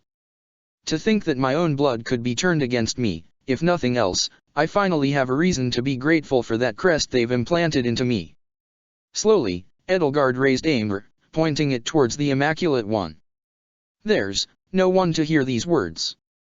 No one besides me and the person that remains inside you, however deeply she's buried. Still, it bears saying, Rhea, I'll take you down until you come back to your senses. You're lucky it's me that you're stuck with here. I'm the only one who's both willing and strong enough to beat you alone. To put it frankly, you're a fool if you think that this will be enough to beat down my will. The words were insane. They didn't make sense. Edelgard knew full well that she couldn't take down the Immaculate One alone. No matter how much power she flooded her body with, no matter what she did or what kind of monster she forced her form to change into, she would lack the power to put down a creature like that in her current state. But with the words said, their cadence slowly uttered in the cool night air, it felt possible. It felt like a rebellion against the natural laws of the world, That one human should defeat something this magnificent simply defied common sense, and yet, with her declaration made, she determined that it would be so. Edelgard exhaled, her breath visible in the air. "Let's do this." The Immaculate One roared, throwing its head back towards the sky. Blue flames gathered and billowed within its body, and when it expelled them, it was with a blast of energy that forced Edelgard to dig in her heels even from a distance at risk of being bowled over by the force of it. The fire erupted upwards, a column that lit up the night sky and blotted out the stars. It was a show of force that Edelgard couldn't hope to replicate. And yet, the only thing it did was make her blood race faster. The dragon lowered its head, flames still broiling within its stomach, and it opened its mouth while facing Edelgard's direction. Immediately, she raced to the right, knowing full well that if she took a direct hit from an attack like that, she would be dead. Flames immediately torched the place she was previously standing, and she pulled herself behind a large tree. It turned out to be her saving grace. While flames still washed over her and heated her skin, they didn't char or burn her, unlike most of the surroundings. Like a beam of pure death, the fire consumed everything it touched, turning a portion of the forest, deadened by the passing winter and only recently revived by the slow coming of spring, into tinder. The ambient heat was dramatically higher when the Immaculate One finished her opening attack. Despite the strength displayed, Edelgard felt that it was only a small portion of Rhea's true power. Surely, both Nemesis and the Agarthans would have found a way to defeat Ceros if that was all she was capable of. Edelgard stepped forth from behind the tree, darting through the clearing quickly. She knew that standing still was a death sentence. Case in point, a claw slammed down just 2 steps behind her, carving a deep gash into the dirt. Edelgard capitalized on the attack, aim flashing out and cutting a light gash into the dragon's arm. She couldn't afford more than that. A blast of flame erupted towards her, and once again, she was forced to dodge. This time, however, the Immaculate One was prepared. The second claw was already racing towards her, cutting off her avenue of escape. It fought like a cornered animal and a supreme creature all at once. That didn't mean it was invincible. Edelgard stood her ground against the oncoming attack, planting her feet and raising aim. With an almighty push, she bashed her shield outwards, her boots digging in deep into the ground as she stopped the claw. Flame licked at her back. If she was any weaker, she would have been cast straight into the blast. With one more push and a leap into the air, she tossed Aimer downwards, flames billowing out from the axe like a flickering flower. This wound was deeper, but still no more than surface level, like a knife dragging its way across the skin of a normal human. Even then, the dragon was similar to a demonic beast. It would need to be defeated multiple times in order to put it down for good. Edelgard rolled across the ground as she recovered Aimer. The Immaculate One roared, aiming in her direction with its flame once more. She couldn't dodge this one. With that in mind, Edelgard braced herself, hunkering behind her shield. Regardless of how much magic she would be able to shrug off normally, this was in a whole other league. To compare the Immaculate One's attacks to something like what the typical dark mage that the Agarthans could produce would be like comparing a hammer to an ant. One would be significantly more likely to burst through whatever magical armor she had. The flame washed over her shield, licking at her cheek despite how closely she hunkered behind the wall of metal. The handle to the shield heated up, and she could only hope beyond hope that it would hold. Eventually, however, the barrage ended, and the dragon huffed, smoke billowing from its mouth. Edelgard immediately dashed backwards, noting with displeasure the charred front to her shield. They weren't cheap. She had them made with high-class materials. In the face of something like this, however, it would be more surprising if a shield made by mortal hands wouldn't crumble. It could still serve her well in this battle, so she held it tight. The Immaculate One had flame spewing from its midsection. The creature stared at it, mystified. It was coming from the same location where Rhea was stabbed. Edelgard grit her teeth. Regardless of how well that boded for the aftermath of the battle, she had to take every advantage given to her, and strike with absolute impunity whenever given the opportunity. Come, Aimer. Raging storm. The axe glowed in her hands as if in response to her call, and she swung it with incredible power. A typhoon of fire erupted forth from the axe, engulfing all in its path including the frenzied Immaculate One. Sweat dripped down her brow from both exertion and heat as she lowered her axe. That may have dealt some damage. I can't get my hopes up, though. Ash fell like silver snow in the wake of the fire. It provided the perfect backdrop to the Immaculate One's rage when the dust cleared. The beast had an unfamiliar magic bursting from its body, something similar to white magic and yet so much more destructive in nature. Edelgard's eyes widened, but before she could move to attack or run, the Immaculate One roared and released its power. From above, energy that could only be described as divine crystallized. Its power was too light to be considered dark magic, and though it clearly had faith as its driving principle, its strength was far greater than the strongest dark magic she had ever seen.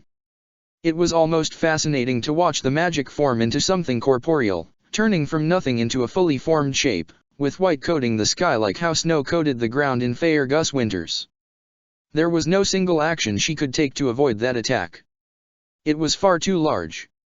It could likely obliterate entire battalions at once, and the magic for it was already formed.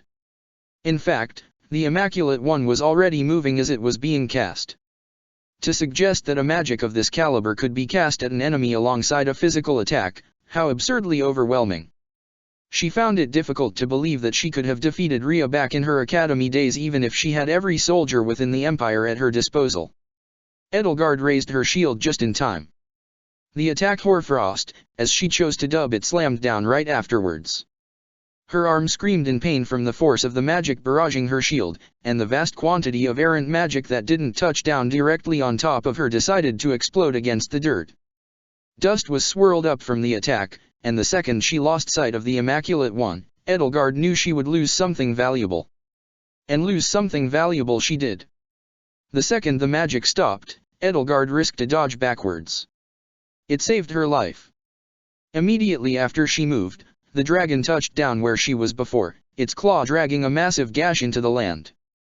Just because it missed the first strike, however, that didn't mean that it was done. It chased after her, slashing again and again in a frenzy. To put it simply, Edelgard was far slower in her heavy armor than the massive dragon with wings. When it caught up to her, all it took was a single strike. Edelgard thought she couldn't dodge, or she would be skewered. She blocked, and it turned out to be her first real mistake. The Immaculate One's claws curled against her shield, and it yanked it away. Edelgard went with her shield for only a moment, being dragged across the ground very ungracefully, but realized the benefits of letting go very quickly when she saw a tail racing towards her face. With a burst of strength, she managed to force her roll into a bounce, and she barely avoided being slammed to death by the attack. Unfortunately, her shield was crushed in the Immaculate One's claws immediately. It turned to her, bursting with that same divine power once more. She felt like laughing. Of course it could use that absurd power multiple times in a row. Still. Edelgard raced towards the dragon, aim clutched tight in both hands. Rhea, it's a lot easier to hold an axe with two hands than one. All this time, she had chosen to fight using one of the heaviest weapons imaginable with a single hand. For any other fighter, this would be not only unreasonable, but clunky, inefficient, and plainly stupid. It was a testament to her own strength that she could even attempt that style and maintain even a semblance of speed. Now, though, she was sacrificing all defensive capabilities in exchange for offense. She moved far faster than she ever had. Aim burned a path forwards, and she followed it. As the magic crystallized, as Hoarfrost became more and more condensed, Edelgard approached, rearing her arm back. Do it a little bit differently, think a little more stupidly, risk it all on a single roll of the dice. That's more Claude's style, right? When comparing the speed of magic to the speed of a physical fighter, the physical fighter would almost always have the advantage.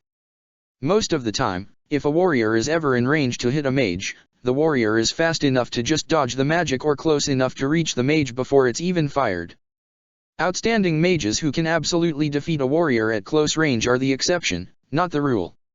Otherwise, someone like Lysithea would be undefeatable. Logically, Edelgard knew that she should have the speed advantage. She moved faster than she did without her shield, and Hoarfrost had a noticeable charging time. At the same time, however, before she even started to formulate her stupidest plan yet, Edelgard had to ask herself, how long does it really take to charge that attack? To her eyes, it could have been anywhere between 3 to 10 seconds. That was a wildly different range of time in a battle where a single hit meant death. It had been cast slowly the first time, but was that a bluff, or was it the truth? She didn't put it past the beast to do something like that, considering how long it had lived. It was something that Thales was more than capable of doing, and Rhea had damaged him more than he had damaged her. So, knowing all of that, she chose to go all in on it being a bluff. She reached the Immaculate One in 2 seconds. She charged her next attack in 1.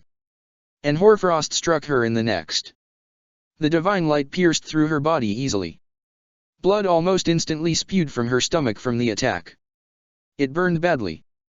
The pain was incomparable to anything that she had ever felt, and it was almost enough to make her lose her mind the very moment she felt it. But it wasn't enough to kill her. With a ghastly grin on her face, Edelgard swung forth with aim, and struck true with terrible power, right at the weakness that Kronia had created. And behind her, the crest of flames flared to life. The Immaculate One's pain became Edelgard's life force. Her wounds closed, and her pain practically evaporated. The dragon roared, collapsing on its side for a moment before practically limping to its feet. The wound created by Kronia had made wounding the dragon significantly easier.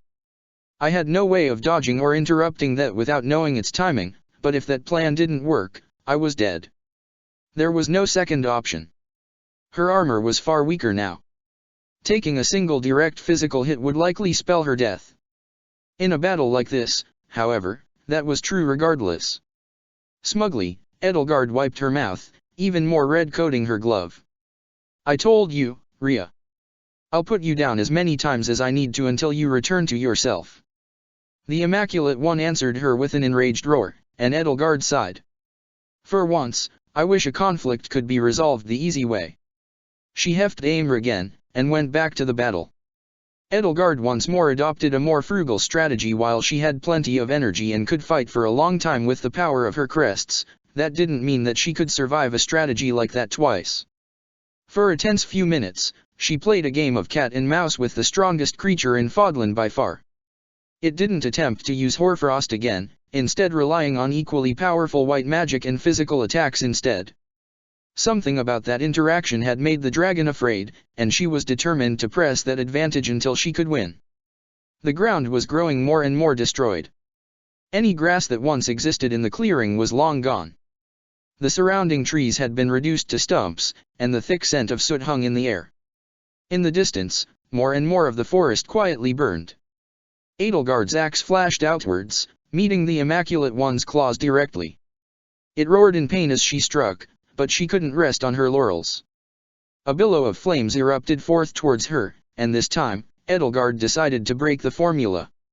Instead of dodging away from the attack, Edelgard leapt over the onslaught, raising Aimr. While her attack never would have made it to the dragon under any normal circumstance, the purpose wasn't to actually inflict damage, not yet, at least. It was for intimidation. The Immaculate One had grown wary of Aimr over the course of the battle. It truly fought like a beast, and anything that caused it pain made it nervous. Because of that, she gambled again. She bet that the dragon would recoil, and recoil it did.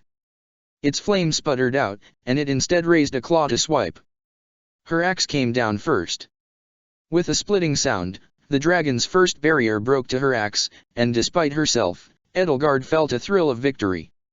You will fall. Edelgard roared as she reared her axe back. She moved far quicker than she had before, drawing countless lines of fire in the earth with an endless fury of swings of the axe. With a flare of her power, a large cyclone of flame engulfed the Immaculate One, and with one more slam of Aimr, it exploded. The Immaculate One roared in pain as it stumbled away from Edelgard, its claws leaving indents in the ground. 1 down. 3 total barriers, and then I can properly kill it. I'm a quarter of the way through. I can do this. I'll win. For tomorrow. For all the people who have sacrificed for me. For all the people who are never going home. Demonic beasts become stronger when they're weakened. This thing will be no exception. I'll just have to try harder again and again until it somehow works out. I'll win. I have to win. A massive burst of power exploded outwards from the Immaculate One, and Edelgard was blasted backwards. She regained her footing as gracefully as possible, Aimer hanging low in her hands. She exhaled softly, blowing the air through her teeth. Rhea, I'll keep pushing towards tomorrow. That's the will that's been bestowed upon me. The reason you kept on fighting, I don't know what it is. To avenge the goddess, to control what you couldn't, to live freely and without fear, I'll never be able to say. Whether or not I can agree or sympathize is irrelevant. Right now, you're my enemy. Maybe we'll be able to speak when tomorrow comes. Maybe we won't. But I don't intend to let that tomorrow come and pass me by without doing anything. I'll defeat you, and I'll save you. That's why I fight right now, and that's why you'll bend your knee to me in the end. Maybe the Immaculate One was too far gone to understand what she was saying. Maybe it was fruitless in the end. Maybe she would be swept up by the sands of time, and she would be dead and forgotten by the people of tomorrow. Maybe she would lose, and maybe she would win. There were so many maybes echoing around in her skull, but despite that, despite all the uncertainty that plagued her and the worries that stifled her chest, she still felt like she could take one step forward, and then one more. So long as that was true, her will hadn't been broken yet, not by the supreme power she faced ahead of her, and not by the ghosts behind her. The Immaculate One roared, its magic building. Rhea had been monstrously strong, capable of standing up to Thales alone without even accessing any of this power. If this transformation was complete, if it were perfect instead of this hellish abomination, it would likely be far more terrifying. With its power building for yet another overwhelming strike, Edelgard was forced to choose fight or dodge. She could die if she chose wrong. Fight a little more savagely, charge forth a little more fearlessly, ignore the danger and live freely like a flame in the wind. That's a bit more like Dimitri, isn't it? When Hoarfrost erupted once more, she was prepared for it. She knew she could avoid at least a few of the rays. Having seen the attack twice now, she could predict when it was coming.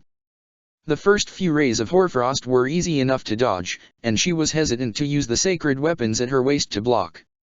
Unfortunately, it was a wide-range attack, more than enough to cause someone to stagger even if it missed. The ground under her feet was disrupted, her footing suddenly unsure, and her perfect dodge became far less perfect in a single moment. Aimer swung skywards, flames erupting around Edelgard. Several more rays of divine power struck her axe, each causing her arm to scream out in pain from the strain. The Immaculate One took advantage of her moment of weakness, moving before the rays had even stopped, raising its claws and swiping down. Edelgard's body burned with a brilliant heat. Aimer, one more time. Raging storm. She gripped her axe with both hands, and when she swung, it was with nigh incontestable strength. Flames lit the path forward, and they engulfed the Immaculate One, striking it right in the belly of the beast. But, despite that, the dragon continued on. A strike of that strength would have been enough to put down most other beasts, especially if they were spewing life force from their stomach. Edelgard's heart dropped dramatically when she saw the dragon's claws raised. Is it, miracle? Rhea had been a saint accomplished in both the blade and with white magic.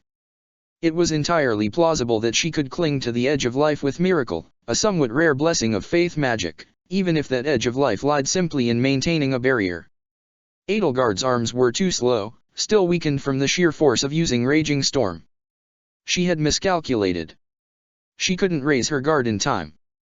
With a megaton of force, the Immaculate One's claws slammed into Edelgard, and pain erupted across her entire body. She was batted clear across the clearing, being sent straight through the remnants of a tree and slamming into another, more stable one. She felt like hurling. Her head spun, and so did her vision. Aimer was nowhere to be found. It had left her hands, and thus was likely lost for the rest of battle. The front of her armor had all but been crumpled, the metal digging into her skin painfully where it hadn't been outright smashed to pieces or torn asunder with the dragon's claws. Her torso ached tremendously. Several ribs had been broken for certain, not to mention the gash that was starting to bleed through what little light armor she wore beneath her emperor's garb. Dazed, Edelgard raised her head. The Immaculate One was staring straight at her, and despite her blurry vision, she could recognize the orange light that was starting to gather in its mouth. Oh! Was she about to die? The light intensified. Edelgard tried to stand, but her legs gave out under her. Hastily, she checked within her pouches, searching for an elixir. All of them were broken. A hopeless smile formed on her face. All of that effort, and she had nothing to show for it. She had come so close, only to fail right at the end. Edelgard fully allowed herself to collapse, closing her eyes bitterly. As strong as she wanted to be, there was nothing she could do in this instance. No magic could help her, no strength could lift her. Without a tome, she couldn't hope to focus enough to cast any form of warping spell. The only hope she may have had would be the Sword of Ceros, still at her hip, but it was still too late. She didn't allow herself to see the beam be fired.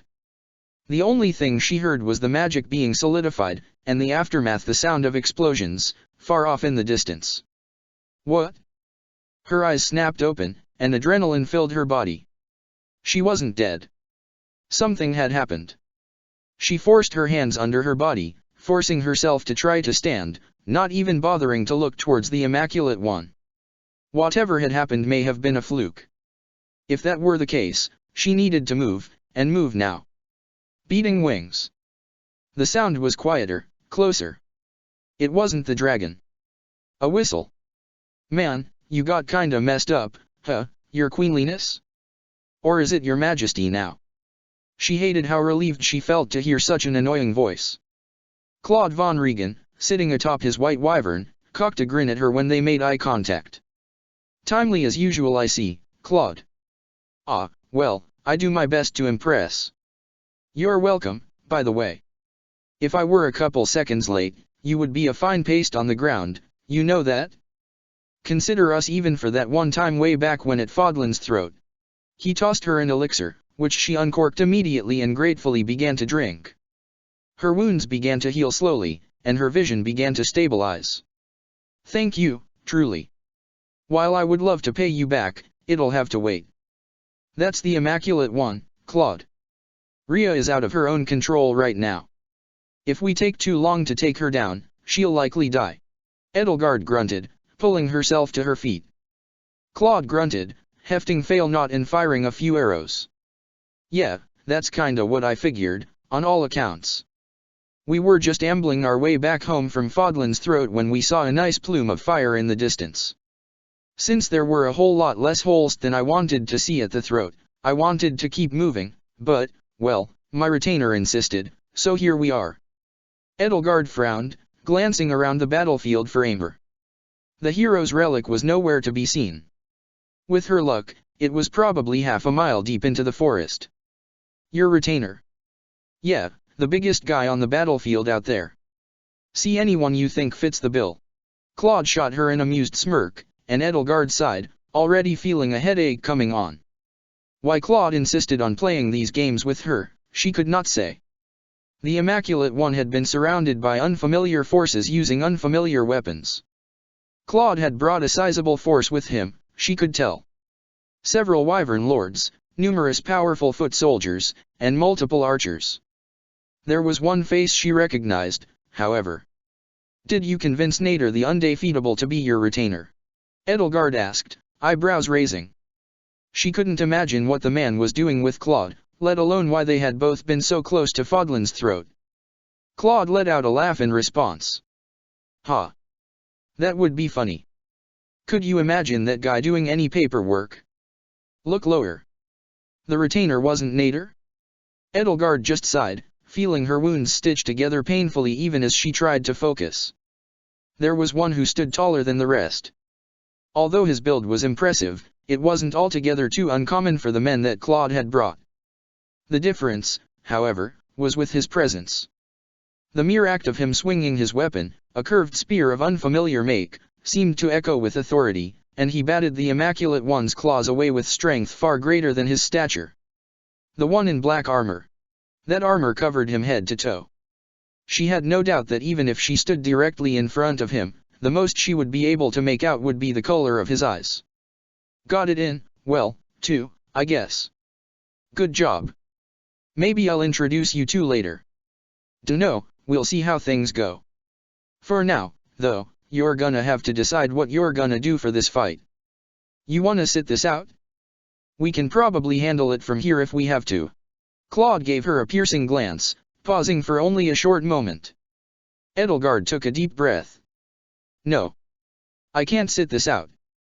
This is a fight that I started, and it's one that I'll see through to the end. Ymir was lost to her, for now. After this fight, she would recover it. For now, however, she needed a weapon, and there was only one option available to her.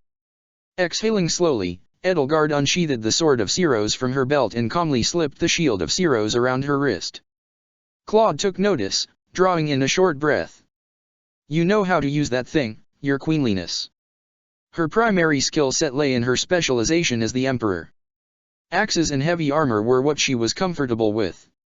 While cooped up in Fhirdiad, she learned how to fight as a Gremari, learning the ways of dark magic when there was nothing for her body to do but read and cast. And, finally, while her body was slowly returning to form, before she could manage the weight of the armor and the axe, she learned to fight as a mortal savant, expanding on what she had learned from being a Gremari. While she wasn't nearly as practiced with either class of fighting as anything else, it would have to be enough. I will be fine, Claude. I've trained in the sword since I was young, and the only other person more suited to using this is right in front of us. If you worry for anyone, let it be yourself. The Immaculate One can still hit us from here. Almost as if on cue, the Immaculate One roared, and the troops around it rallied around Claude's retainer. With an extension of the spear, they launched a coordinated attack, and whatever magic had been building within the Immaculate One was disrupted by the sound of the second barrier shattering. Claude's retainer immediately took advantage of the situation. His spear lashed out immediately, cutting a harsh red line through the Immaculate One and reaching for the wings. He wasn't quite fast enough, however the dragon recovered with another large burst of power, and all of the troops were blown backwards. One of the troops staggered over to them, speaking to them in stilted, strangled sentences, as though it were his first time speaking their tongue. King Regan, we're slowly sustaining casualties. This monster is incredible. What should we do? Just have faith in me, I'll lead you all directly. Oh, and, treat her like you would me. We're allies, and I trust her judgment. If she gives you an order, follow it, even if it directly contradicts something I order. Relay that to everyone, especially my retainer, understood? Claude nodded towards her as he spoke. Understood, King Regan. He gave a salute and rushed back into the fight. Edelgard took a deep breath. Awful amount of trust you're lending me, Claude. Ah, well, what can I say? I'm a real buddy-buddy kinda guy. You're free to distrust me anytime you want, but your emotions are always written right across your face, so I think I can give you that much wiggle room. For now, though, let's go win this thing, alright? You're probably already bored hanging out with me back here. Despite Claude's light-hearted attitude, there was still an undercurrent of worry on his face. Claude, there's something you should know. The Immaculate One has access to an ability I call Hoarfrost. It calls down incredibly powerful white magic in a massive radius, and it's hellishly difficult to block or evade. Don't group your troops too closely together. If you had trouble with it, then I'd rather not leave it to chance. Got it, Edelgard. I'll adjust accordingly. Claude's face was, after far too long, serious. It looked like he was finally focusing on something. It was a good look on him. Claude darted into battle, and Edelgard paused only for a moment before she joined him. With a twirl of fail not, Claude raised his voice in an authoritative pitch. Everyone, we need to take this thing down to bring peace. I know my fight isn't yours, but I'm calling on you today. Lend me your aid today, and as your king, I won't let you down tomorrow. Now, for your king and country, let's move out. Ally tactic engaged, a verdant wind soars. Set Claude and his troops loose on the enemy. With a resounding hurrah, every single living body in the clearing began to move nearly as one. Edelgard found herself integrating smoothly with the troops, with them fighting as though she were always one of them, or perhaps it was the other way around. Either way, morale wasn't all it took to defeat a dragon. Countless wounds began to accumulate on its skin, and it wasn't healing. That could only spell trouble. The Immaculate One was fighting far more wildly. Where its claws would once scrape and gash the ground, now they practically rent it in two. Its strength seemed to rise almost in sheer defiance of their efforts. Simply batting its wings towards a soldier could kill them. Still, despite that overwhelming power, their forces were well organized. The group that Claude had brought with him were competent. It wasn't the Immortal Corps which usually followed behind him, but some other battalion of soldiers that she couldn't pinpoint. Regardless, it wasn't a problem for now. In the midst of their planning, however, the Immaculate One began charging another Hoarfrost. "Claude!" Edelgard called out. "Already on it. Everybody, spread out." Without waiting for anything else, Claude's wyvern darted her way, scooping her up in its claws and pulling her to safety. "Claude, I can dodge it on my own." "Sorry, Princess, but you're a bit too important to leave to chance like that. Yell at me later, okay?" She huffed as Hoarfrost erupted. Several soldiers had been wounded. No mages were among the forces that Claude brought. His retainer was moving with as much vigor as before. Seems he was unharmed. In the skies above, Nader the Undefeatable was yelling out orders as they continued to battle against the dragon. Edelgard breathed in deeply when she was deposited back on the ground. The sword and shield of Ceros, being sacred weapons, were slowly but surely rejuvenating her. With the aid of the elixir, she was quickly recovering to her state at the start of the fight. She re-entered the fight with a flurry, the weapon in her hands moving quickly. It had been quite some time since she had even seriously considered fighting with a sword. The motions were familiar enough for her to survive, however.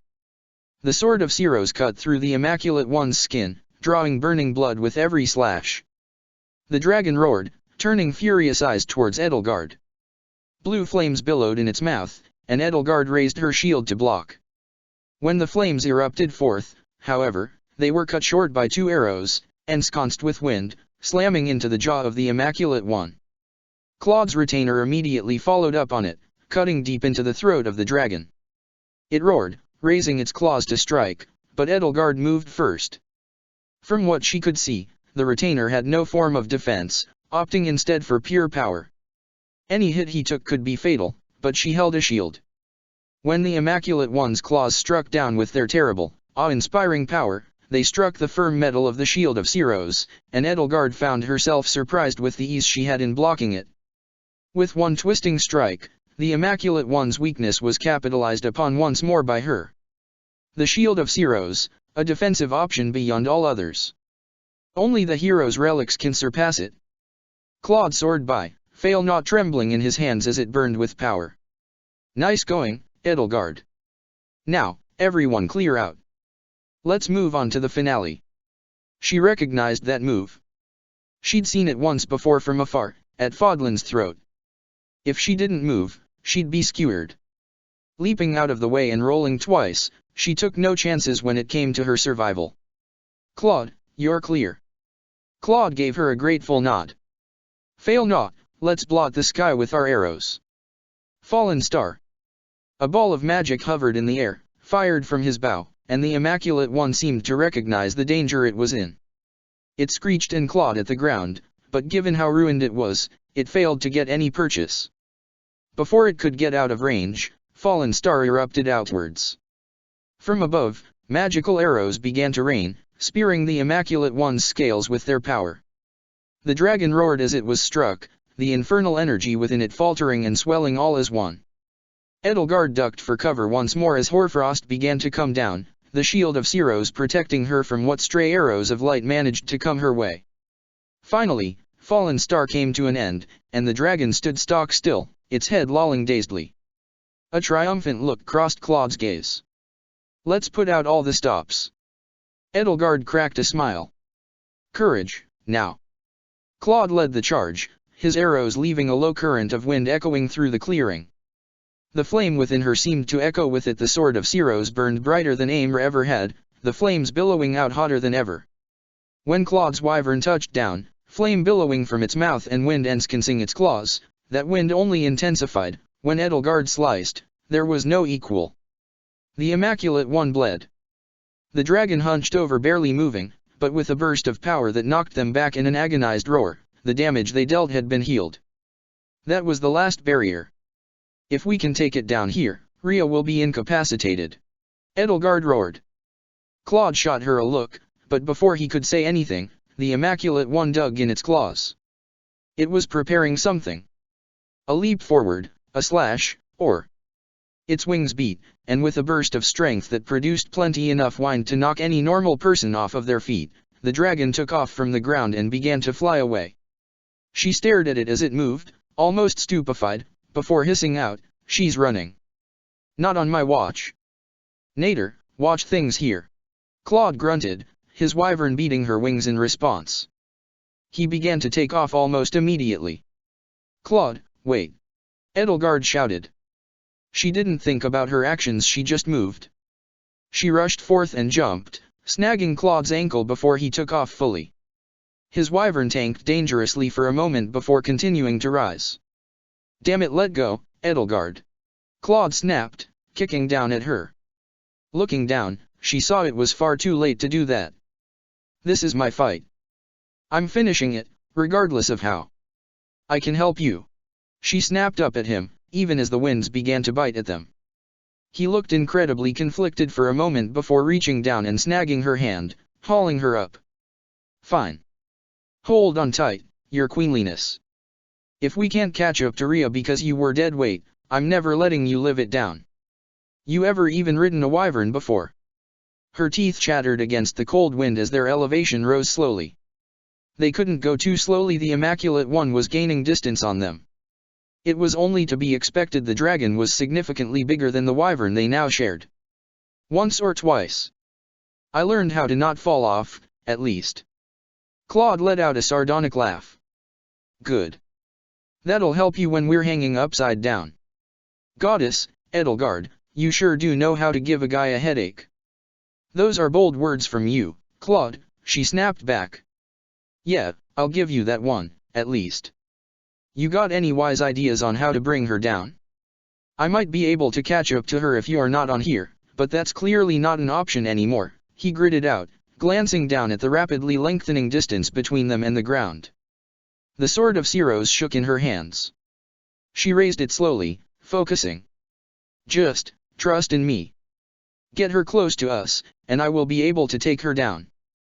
The sword had likely never been used for this purpose before.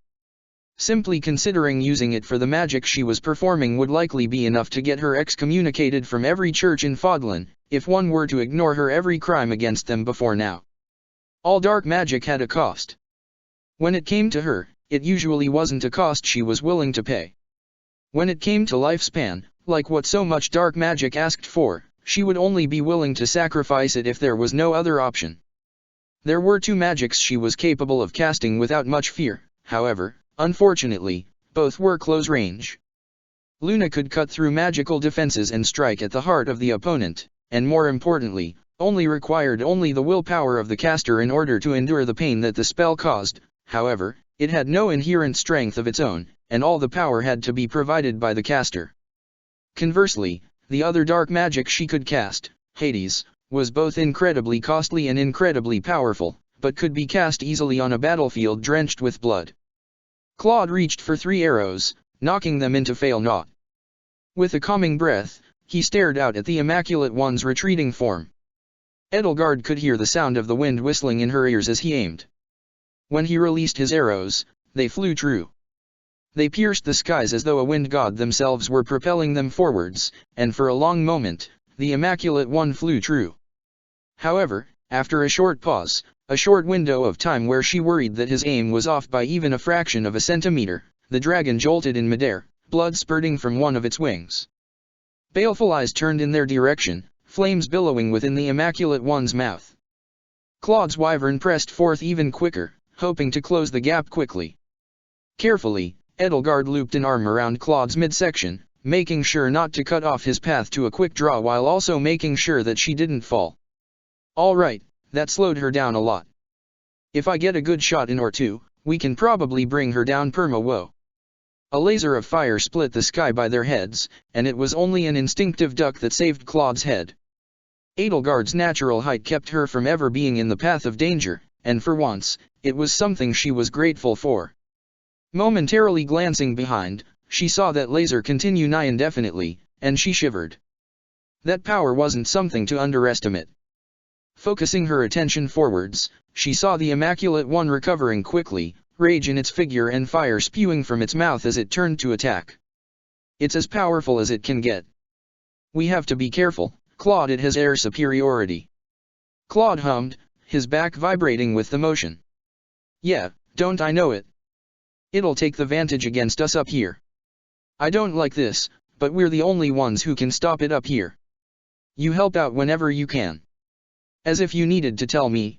Edelgard huffed back. As the Immaculate One approached, Edelgard breathed in deeply. She needed to make this count if she used this spell. She raised the Sword of Ceros and channeled magic through it carefully. The spell formed as the dragon approached, anger and madness in its eyes. Edelgard's eyes were calm as she spoke. Luna, split the moon. With a slash of the curse, a glittering moon appeared in the skies directly above the dragon. It roared, trying to twist away, but that same moon collapsed into a black hole of dark magic, cutting straight through the dragon's defenses and dealing immense damage.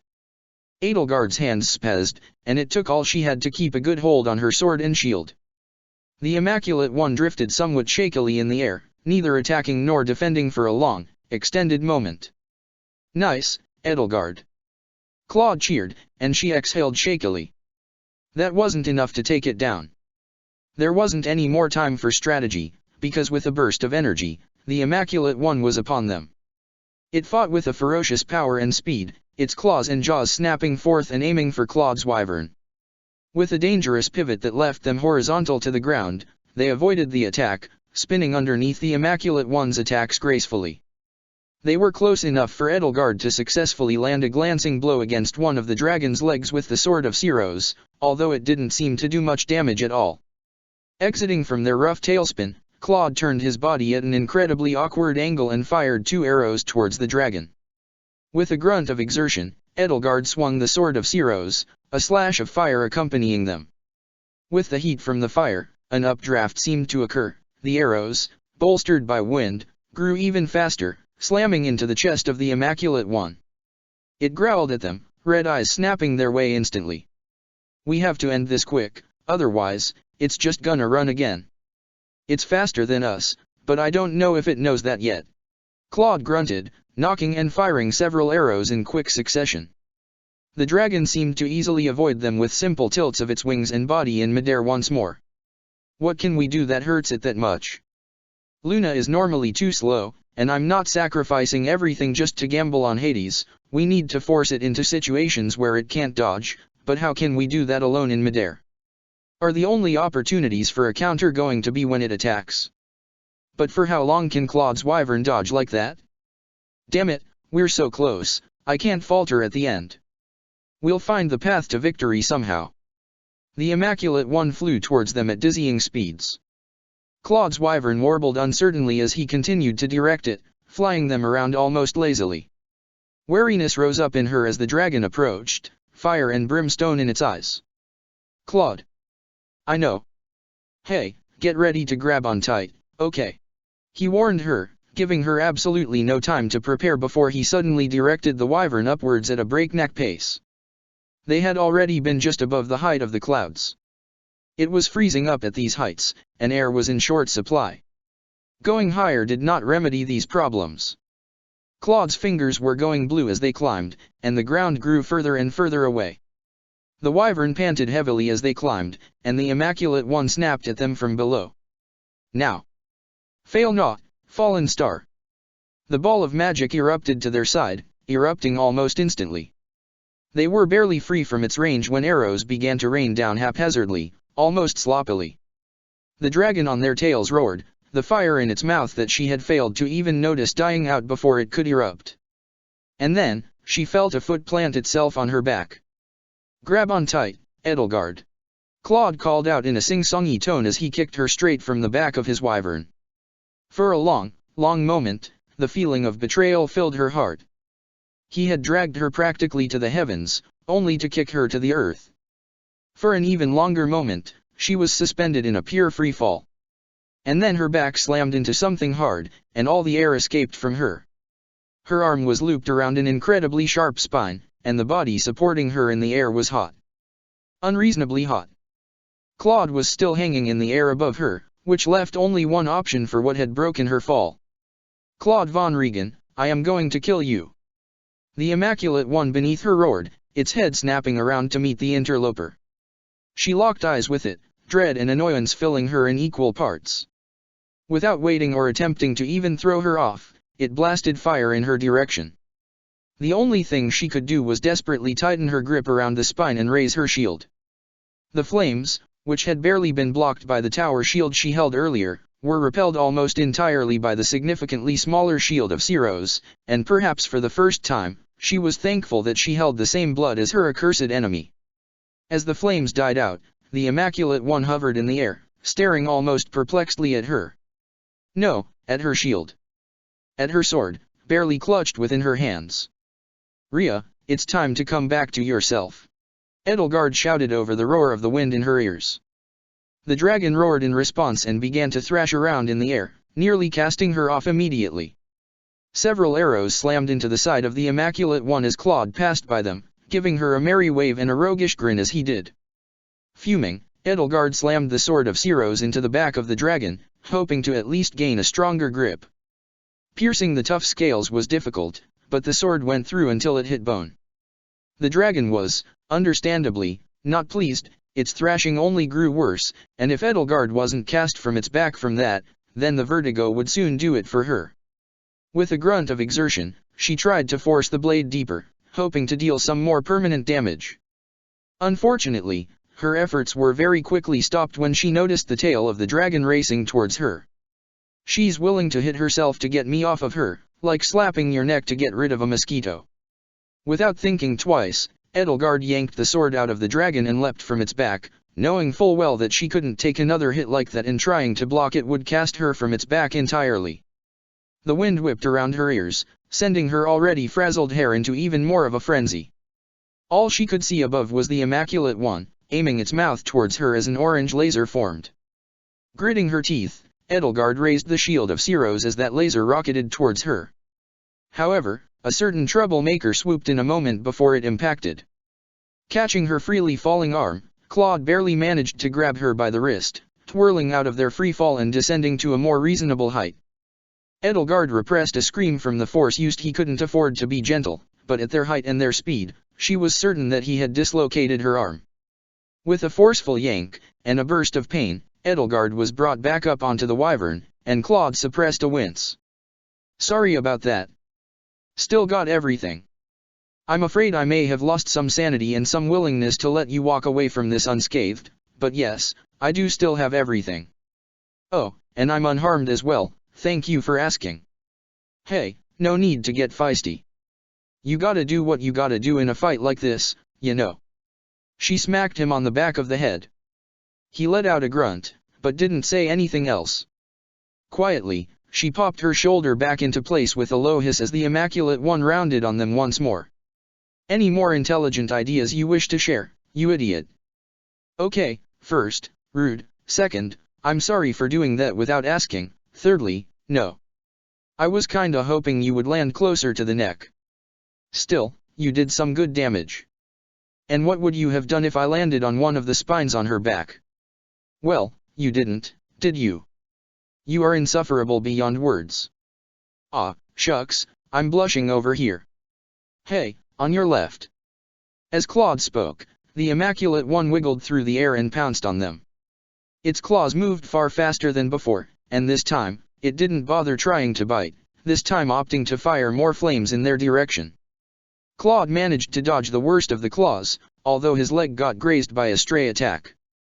True to his word, however, the flames did come from the left, and she was forced to block with the shield in order to prevent both of them from being roasted to a crisp. The dragon did not let up, however, almost immediately it was upon them again, and the both of them knew they couldn't dodge it forever. Claude was weaving through attacks like a madman, but he couldn't hope to counter-attack in a meaningful way, and Edelgard was constantly forced to guard against the dragon's attacks at risk of death. Hey, Your Highness, I don't mean to pressure you, but if you've got anything hidden up your sleeve, now would really be the time to arg. Claude was cut off by the Immaculate One managing to land a clean slice through the meat of his arm. He quickly downed an elixir with his remaining good hand, but seeing him take damage like that sent a flare of panic through Edelgard.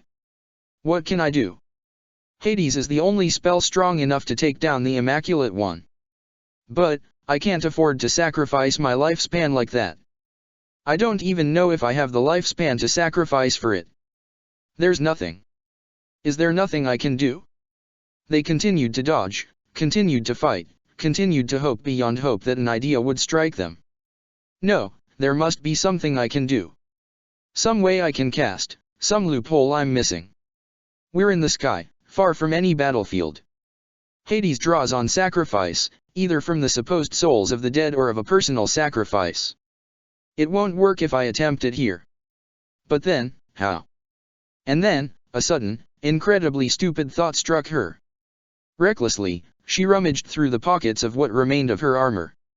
There must be, it had to still be here. Her hands curled around an incredibly small rock, and Edelgard's eyes widened.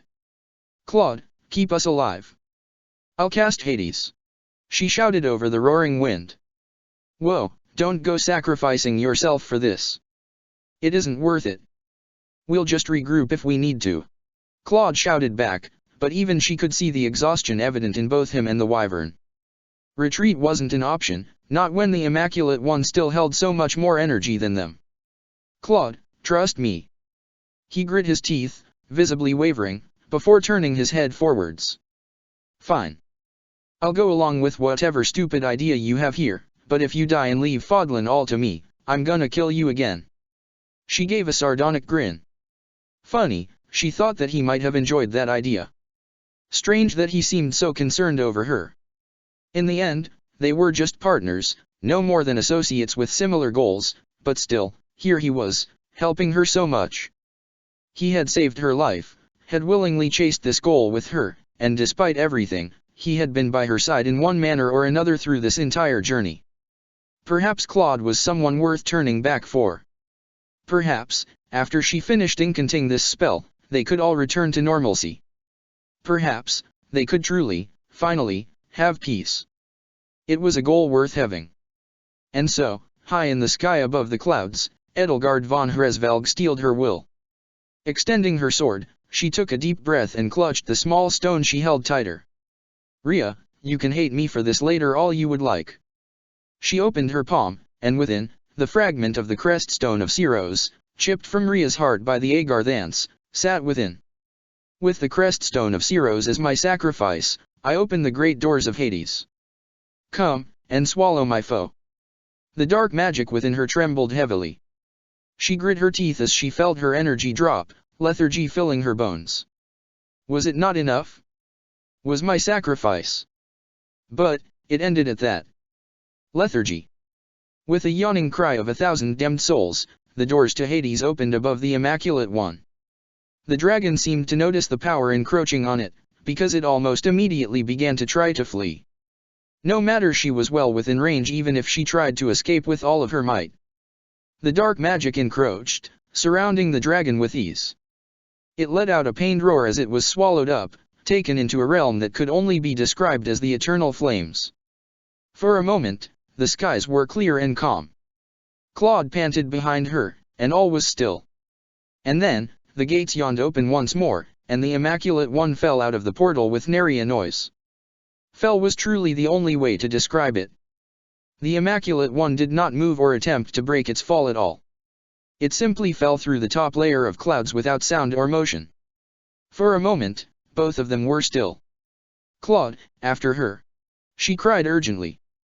After a short pause, Claude directly his wyvern down, and they plunged through the skies rapidly. Edelgard's heart was beating rapidly. They had won. They'd defeated the Immaculate One, through a mixture of sheer luck and skill. It wouldn't have been possible without Rhea's own tools, or without Claude's insistence on being the most annoying man alive, or without every person that had helped them along the way. They dove through the sky at a rapid pace. She could feel the exhaustion tugging at her veins, and she couldn't even imagine how tired both Claude and his wyvern must have been. She had 2 crests to rejuvenate her, and although the crest of Regan could restore stamina, it could never compare to the crest of Flames. On top of that, elixirs could never provide true energy, merely a temporary substitute. Claude would likely be lagging here soon. If they were winded, she couldn't imagine how battered and weary Rhea must be after all of that. That was why, as they dove towards the Immaculate One's downed form, she could only grit her teeth and hope that it hadn't all been for nothing. They landed quickly, and Edelgard immediately jumped off the back of the wyvern, rushing towards the dragon's form. It had landed terribly, tearing through several trees and creating a massive skid of dirt that piled up in, and likely irritated, its wounds. As she approached, however, the dragon's body began to flake and flicker, and intense fear filled her. Did we kill her? And yet, the Immaculate One did not disintegrate like a demonic beast, or even the hegemon. It did not flake and erupt into the world, as though it were being liberated by a holy force. No, when the Immaculate One's form faded, it did so with an eruption of flowers, as though all that was previously wrong with the dragon was fading, its pain being exalted and soothed by the very world itself. When its form faded, it was as though the world let out a melancholy sigh and allowed Rhea to exist once more. From where the chipped crest stone of Siros once sat, Rhea's body, still clad in a prisoner's attire, began to descend. Edelgard's feet moved before her mind did, and she caught her as she fell. Edelgard lowered Rhea to the ground gingerly, taking stock of her condition. To put it bluntly, she looked terrible. The stab wound given to her by Kronia continued to bleed, the wound around both sides an angry red. Bone had been exposed in her back, and Edelgard grimaced as she remembered slamming Rhea's own sword into her. Blood practically coated her entire form, in fact, it was more rare to find a spot where she wasn't injured. She was deathly still, but still, Edelgard gingerly pressed a finger to her neck, searching for a pulse. After a faint moment, she felt one. Claude, she'll need an antidote. Elixirs, too, if you have any left. She won't survive long, but she's still alive. We have to dash. Why? Edelgard froze, turning her eyes towards the darker-skinned man. He had said it so casually, but when she turned to look at him, Failnaught was in his hands, an arrow nocked and primed, pointing at, not her, but Rhea. Claude, what are you? Why should we try to save her? From where I'm standing, she looks like a waste of resources. Besides, we can both be honest with each other here, neither of us really like her, do we? Even if you don't want her dead, you can't just ignore the benefits you get from her death here. Why should I bother helping her when she's caused so many problems? Claude's lackadaisical attitude was suddenly far more sinister, and Edelgard's hand shook as she supported Rhea's body. Claude, we don't have time to do this right now. If we don't act immediately, she's going to die. And again, I fear I have to ask, why should I give a single damn about that? Edelgard's breath shook. At this distance, she couldn't stop his arrow if he fired. Rhea's life truly did hang on her answer here. Which then begged the question, why did Edelgard want to save her life in the first place? Was it to end the war more peacefully? Was it in a vain belief that Rhea had reformed? Had she suddenly grown a conscience, believing that even Rhea deserved to see tomorrow? That her own sworn enemy deserved her empathy? No, none of those were quite the answer. In the face of Claude's unflinching, merciless stare, she had only one response. I'm choosing to spare her because I believe it's the right thing to do. The clearing was silent for a long moment at her shaky confession. Claude didn't say anything, didn't lower his bow, didn't fire. He merely stared at her, his expression silent and closed off, his thoughts eternally his own. So, in the absence of noise, she continued to speak. I hate her. Still, even now, I do. I doubt I can ever forget the pain her actions have caused, however indirect or direct the effects might have been. But Dimitri asked me to sympathize with her. He wanted me to at least reach out my hand in understanding towards her, and hope that she would reach back. I don't know if she's truly evil. If you asked me at any time before today, I would say that she is. But, for now, I'll give her the chance. One singular, final chance to redeem herself. It's more than she ever deserves, but... She couldn't finish her thought. She didn't think that she needed to. Claude was staring at her, his mouth drawn in a hard line. Whatever decision he would make, she could see that he had already decided. Nothing she did now could sway him, whatever that choice was. Then, almost imperceptibly, his mouth quirked upwards. Claude lowered Failnaught with a sigh, rubbing the back of his head. You people are so sappy. Fine. Let me dig around for an antidote. But don't get your hopes up. Even if we did all we could from the start, I couldn't tell you if she would be getting back up. A burst of quiet acceptance and grim determination erupted within her at his words. Edelgard immediately began applying pressure near Ria's wounds that it was applicable for. The open wounds, she wasn't sure there was much to be done for those at the moment, aside from disinfecting them as much as possible. Here, catch! Claude shouted. Edelgard glanced up, barely having the time to reach out and catch an elixir tossed her way. Last one. Make it count. Hurriedly, she uncorked the bottle and began to pour it down Ria's throat. The Nabatean was nearly unresponsive, and Edelgard forced it down the proper pathways so that she didn't choke. Claude rushed over to her side as soon as possible, holding several bottles of mysterious liquid. What are we dealing with here? I've got a few general-purpose antidotes, but if it's still lingering even after she transformed, I don't know if what I have will be enough, or even if it'll help. Edelgard just shook her head. It came from an Agarthan blade. I don't know what it is, but it badly affected her and was what forced her transformation in the first place. Claude cursed. Damn. What I have ain't gonna cut it. Here, take my coat. We gotta slow down this blood flow somehow. Cut it up how you want, I'm gonna homebrew an antidote with what I got on me. What's left in the pouches after a fight like that, anyways? While Claude rushed back to his wyvern, opening up pouches on its saddle, Edelgard busied herself with staunching Ria's wounds, even if only somewhat. The two of them worked in silence for a tense few minutes. Worry only continued to mount in her as Ria remained unresponsive. Claude returned quickly. Whatever insane brew he made seemed to have a base in some of his other antidotes, because it was all very clearly haphazardly thrown together. So long as it was enough, messy work could be permitted. He poured something down her throat, and he began to apply a salve around the stab wound itself. Letting out a sigh, Claude backed off. Edelgard, I hate to be the bearer of bad news, but I don't know how this is gonna go. She'll survive, Edelgard replied automatically. With the amount of blood she's lost, his words were stilted, framed with concern, regardless of how real that concern was. As frustrating as the quiet words were, they held an inkling of truth. Ria's blood loss was too dramatic to continue. She's staunched the wounds, but it wouldn't be enough. Edelgard grit her teeth. The solution, there really was only one. I'll give her some of my blood. It's around time I returned the sword and shield, as well. Sacred weapons have healing properties. Ria can heal naturally over time as well, being a dragon.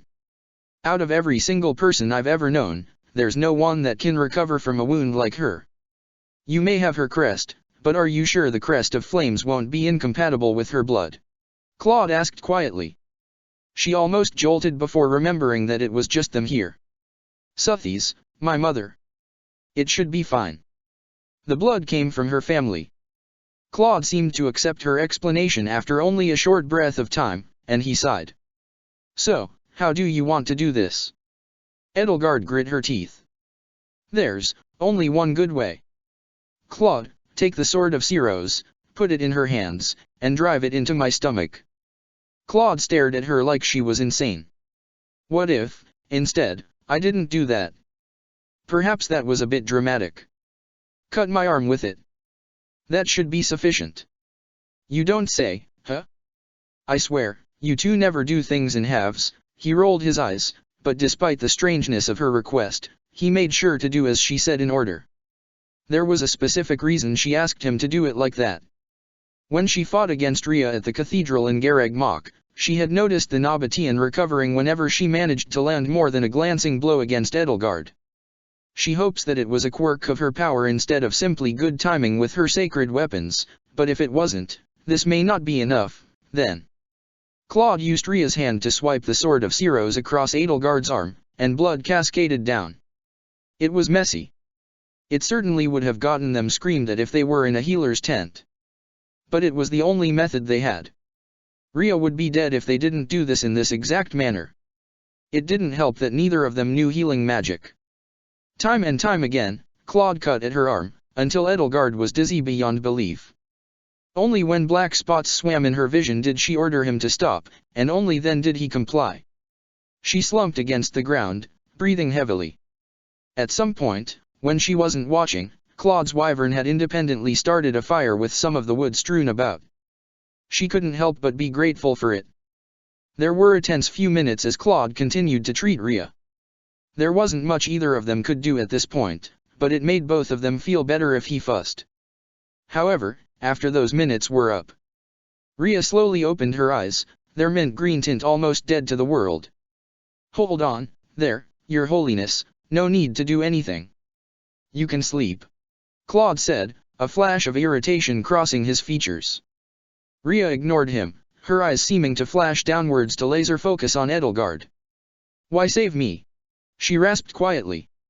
Edelgard huffed, staring at the willful, yet drained expression on Rhea's face. "Because I wanted to." It was the only response she needed to give. Coincidentally, it was probably the response that would drive Rhea the most insane, even if there was more to it than what Edelgard said. Knowing that she was saved by a human whim, how annoying it must be for someone as old as Rhea. Quietly, Rhea's eyes shut again, her expression easing into something slightly more comfortable, and Edelgard's eye twitched in annoyance at her utter lack of response. Maybe when she was more lucid, that line would hit harder. Claude snickered at Edelgard's reaction, but he slowly eased Rhea down on the ground. "Well, all's well that ends well, I guess. She'll be okay. Probably. The swelling is going down, at least. Anyone else and I would have written them off as just another casualty, but Rhea's really something else." Edelgard let out a sigh. "I wouldn't expect anything else from someone who caused me this much trouble." Claude nodded quietly before turning on Edelgard. "Hey, now that we're here, figured I should ask, how's the war going? I've been getting updates from Holst, but he's been radio silent for a while now." She grimaced. "The reason for that, it's because of an entirely different matter. You see." Slowly, she began to explain everything that had been going on recently from Inber to Nemesis and Shamhala and beyond. Claude reacted with various grunts to show that he was still engaged, but slowly, with the warmth of the fire between them, it became obvious that he would nod off. And, after a short length of time, he did. She didn't last much longer than him, exhaustion tearing at her bones. That was how Claude's forces found them several miles from the original battle, one wounded, two asleep, and one wyvern watching over all three, as the sun rose in the distance. Check the description for the links to the author.